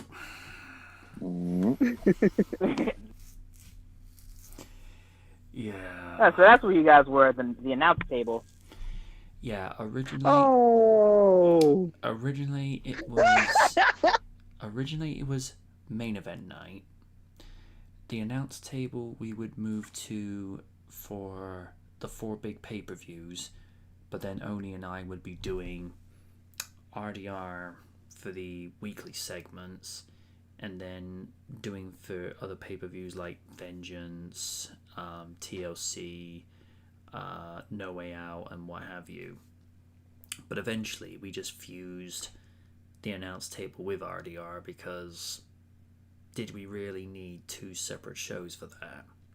It was actually Steve saying, why do why do you need a separate segment for this? But we came up with, well, I should say it was Ryder who came up with the announce table first, and the only reason it transitioned from main event night over to the announce table is because somebody said too many of your shows on your channel have night in them that could be seen as cheesy, and I'm like, you are realizing that I'm a cheesy guy. It's what I go for, because not everything needs to have a straightforward segment, but some people just don't listen. We went to the announce table because it's simple, it's straightforward, and the SummerSlam 2011 panel. This is why I do every single wrestling panel with a script, because we were all over the place. But it's also where Oni was introduced to Vince. Now, to begin with, they got along just fine. But as soon as he said that Brian doesn't deserve, he's like, Brian just doesn't deserve the strap. He's a midget, and it's just like, oh, Oni. Oh no. To be fair, Liz, this is circa 2011. Most people didn't give a damn back then. And Oni bet Vince $20 that Brian would win the belt. Vince was just pissed that he had to pay up. That's right. He said something to the effect of, when we went to season 2 of Artie, was like, I cannot believe that little troll actually finally did this. Like, yeah, and you're $20 down.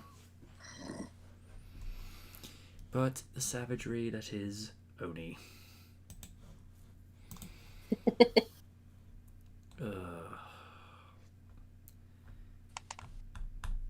And of course there was that, what was the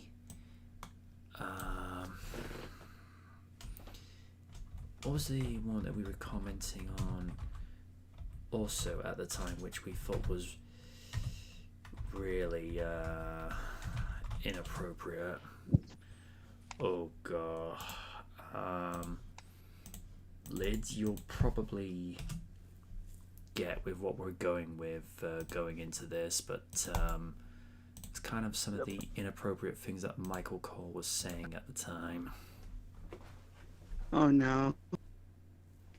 You're gonna have to be very specific there, MJ. You'll get the context of it when you hear it. Alrighty. 0-0. Likewise. Same Z's. Hang on one second.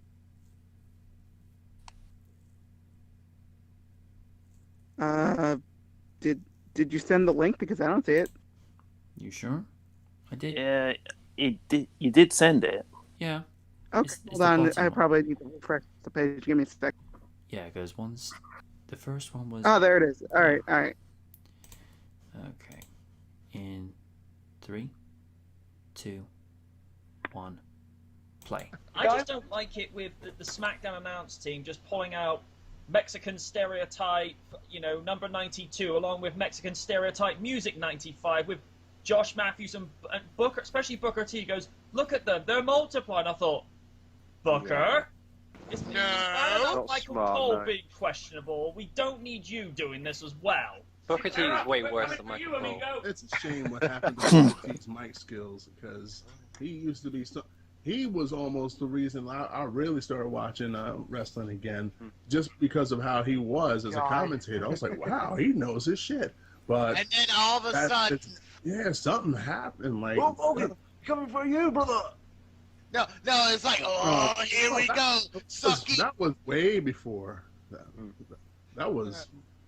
You know what I mean. Yeah. Oh, man. Yeah, but sucky, quack, quack. What is all that about? No, I think I'm gonna do us all a favor and move away from that subject. Me too. That's what you say to your child when you're trying to make cute noises, make it laugh. You don't say grown folk watch two people flashbacks. Wow. Especially around divas. He said it around the divas, and I was like, whoa. Well, he may only be saying that to the ones that he knows that works on. Otherwise, they're just gonna look at him like, ew. Oh my god! Like, I'm 26 years old. Why are you trying to talk to me like I'm 6? Anyway. Yeah.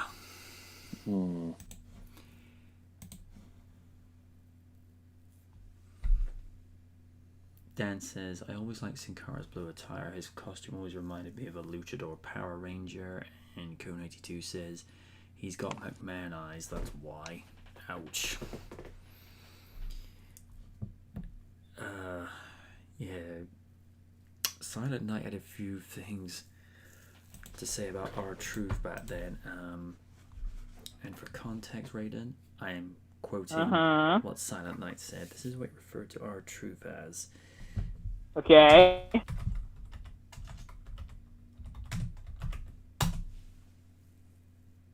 Oh my god.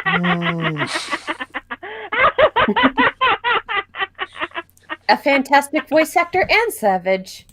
I knew there was a lot that I liked about Silent Night. Damn. And I love DMX. So there's that. Kaiju says he's awake. He says, are we wrapping up or is there time for him to get on? D&D is not till 5 o'clock, so there's about at least 34 minutes on my part. Same.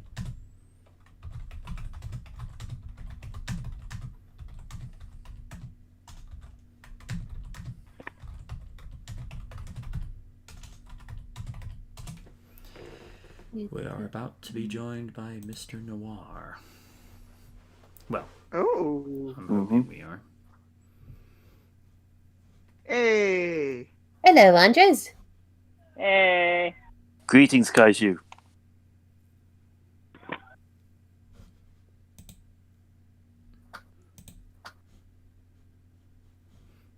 He's giving me the thumbs up saying he is coming in. Right. Give it a moment. Please, Discord. Ow. I hate when I do that. I go to stretch out and I just feel my my elbow ligaments popping into place.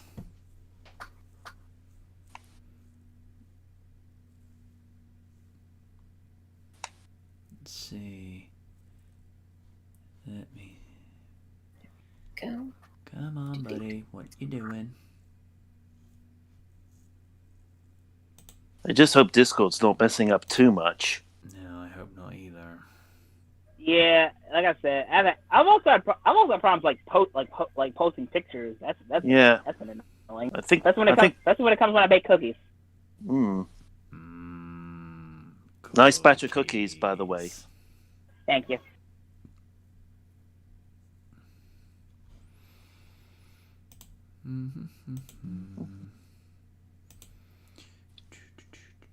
Yeah, I kind of noticed that when I bam my little doodles. You're improving on your artwork, Win. I hope so. And I thought it was me being humble. I don't know. It's like every time I look at it, I begin to wonder, oh, geez, is it like... I think back to some of the sketches we saw from the Flynn video, and I'm all, oh my god, is my art that bad? Your art's plenty fine.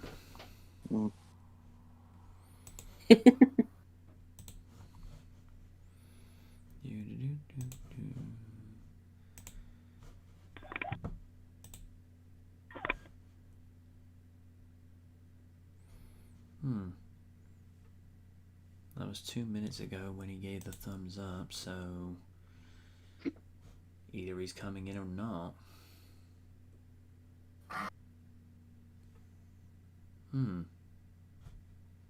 Maybe his internet or Discord's being a butt.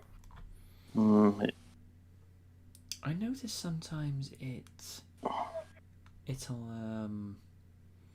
do something really weird where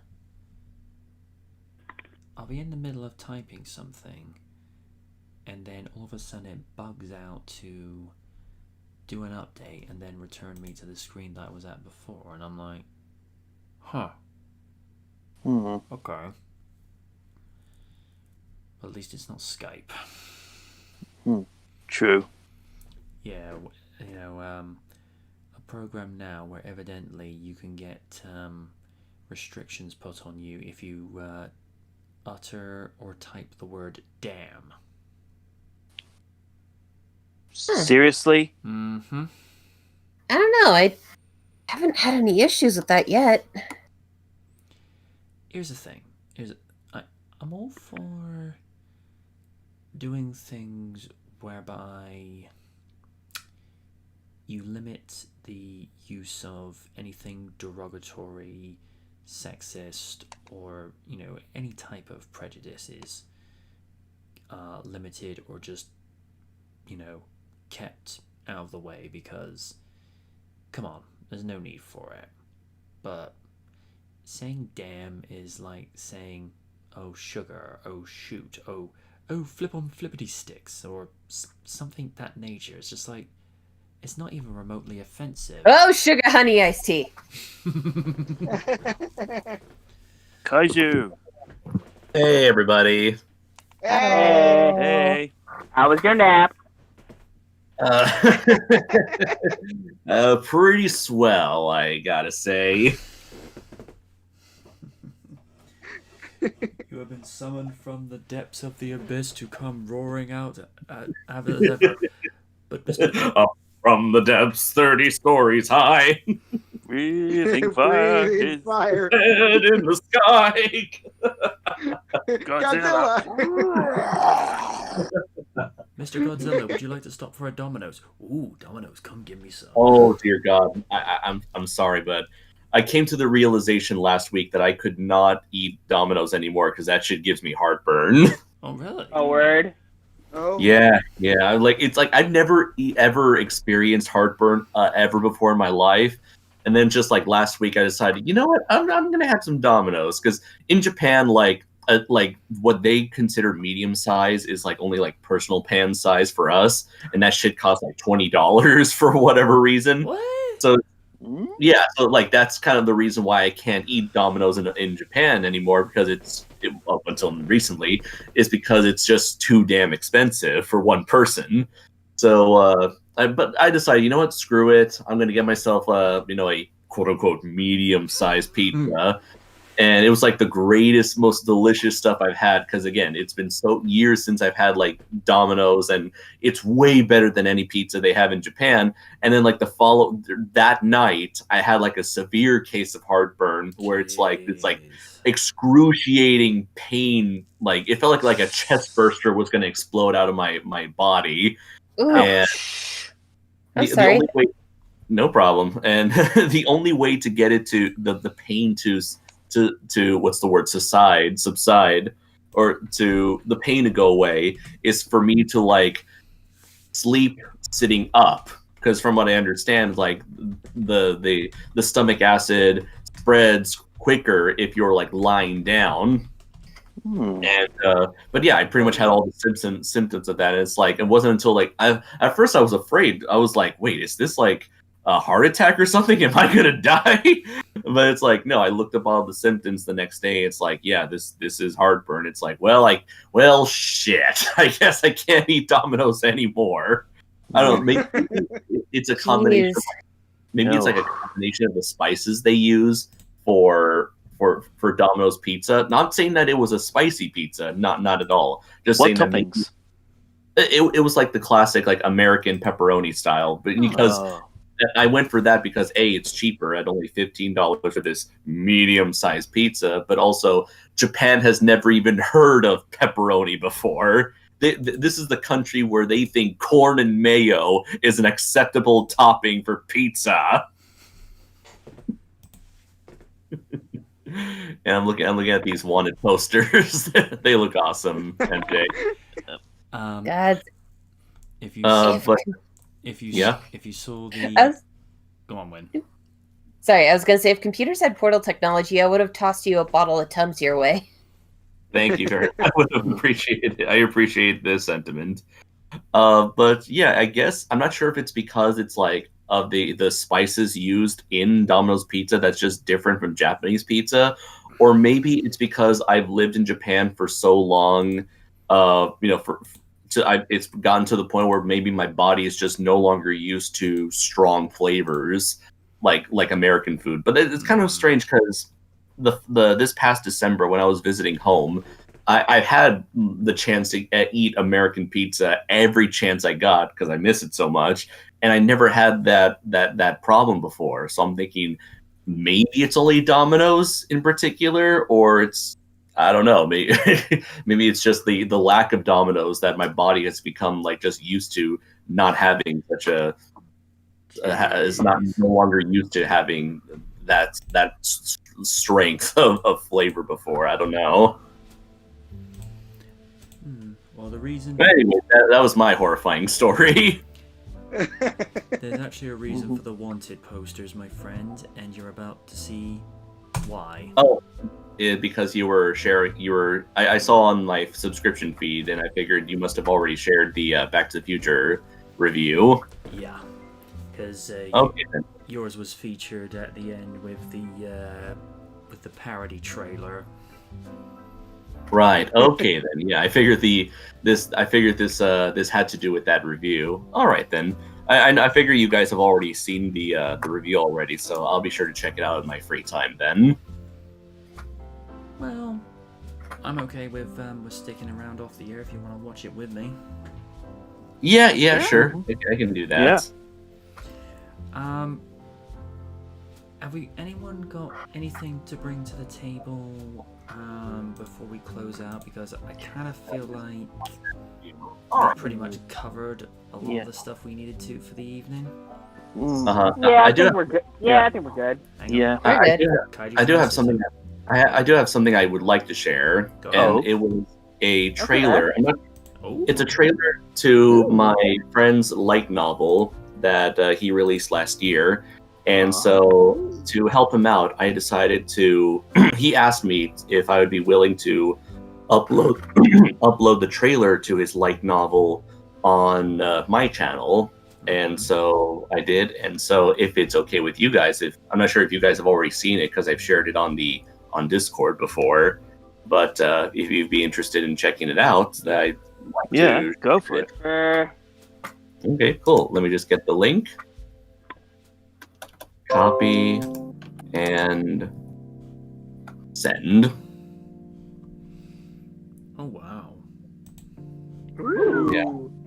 So this is a novel written by my friend Crooked Lore, or a William Kearney, aka Crooked Lore, and I know Win's pretty familiar with him. And, yeah, he was on the live stream of consciousness a lot with Raph and I. Right. So, and he's also the animator for some of my reviews. And so he wrote this book. I was the editor of this book. and we published it through Wild Hunt Press. And he's currently in the middle of working on book 2 because this is meant to be the start of a series of light novels, kind of similar to in Japan.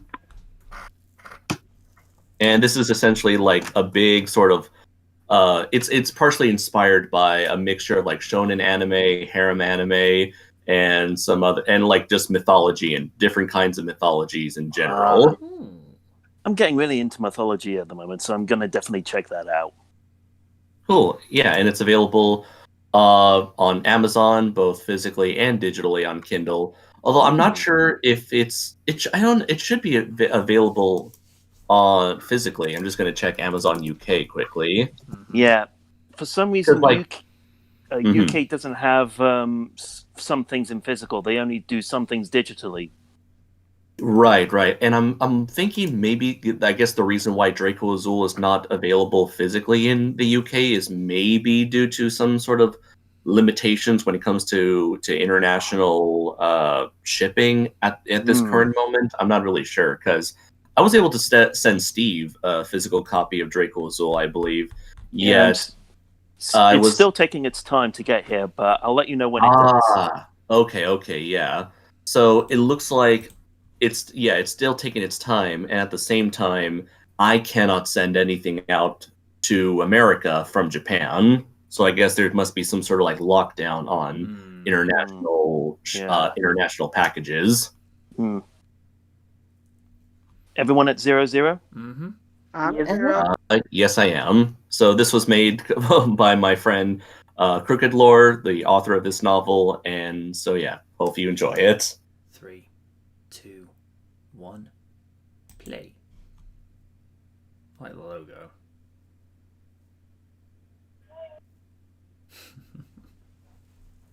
Alright, so 5 years ago, the Christian god, we call him Joe, reintroduced the modern world to the newly reborn gods of old. Thanks to him and the other most powerful gods called the monarchs, a ton of things changed since this all happened, such as the God's Wrath tournaments, televised battles between many different gods from all factions.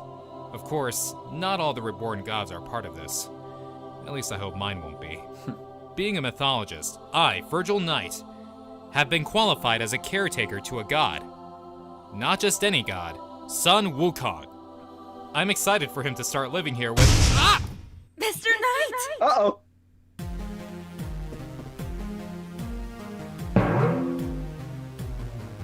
It's so awesome to see you! Sun! You're a girl? Of course I am, Mr. Knight. I'm the great sage equal to heaven, the victorious fighting Buddha, the wise and handsome Monkey King, Sun Wukong! Arrogant Monkey King, more like it. As long as I'm here, I'll keep you safe. Safe from what?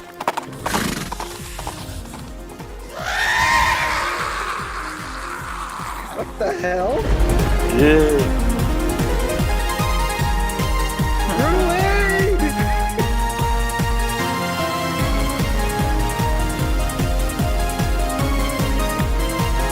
God's Wrath, Tournament of the Divine.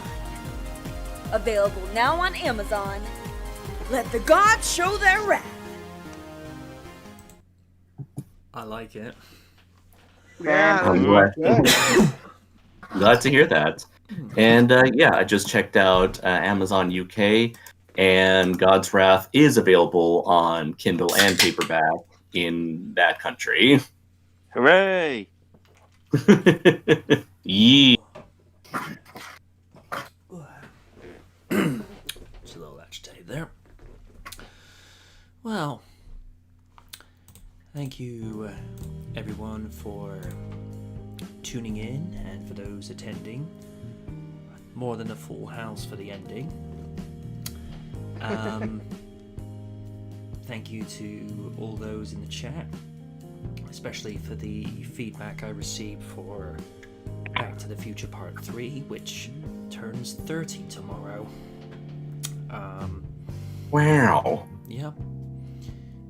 Thank you to my esteemed co-host in the distinguished Cyber-Raiden. Thank you. Always happy. The esteemed, awesome Lydia. You guys, and we'll see you guys next time. The pronounced Stephen Walker. Thank you very much, MJ, and thank you for having me on. No problem. The gracious, talented, and very cute Win the Rogue. Add another tally to that blush counter. Love you too. See you guys next time, and Shameless Plug of the Week, buy Kaiju's book. Do it. Do it now. Yeah. Do it buy now, Conrad. yes. Primal Warrior Draco's Rule, #1. Available on Amazon, Kindle, Comixology. His stuff's good. Do it. I recommend it highly. Thank you. And to the editor-in-chief and very talented Kaiju Noir. Thank you very much for having me. Take care, everybody. Good night from the night.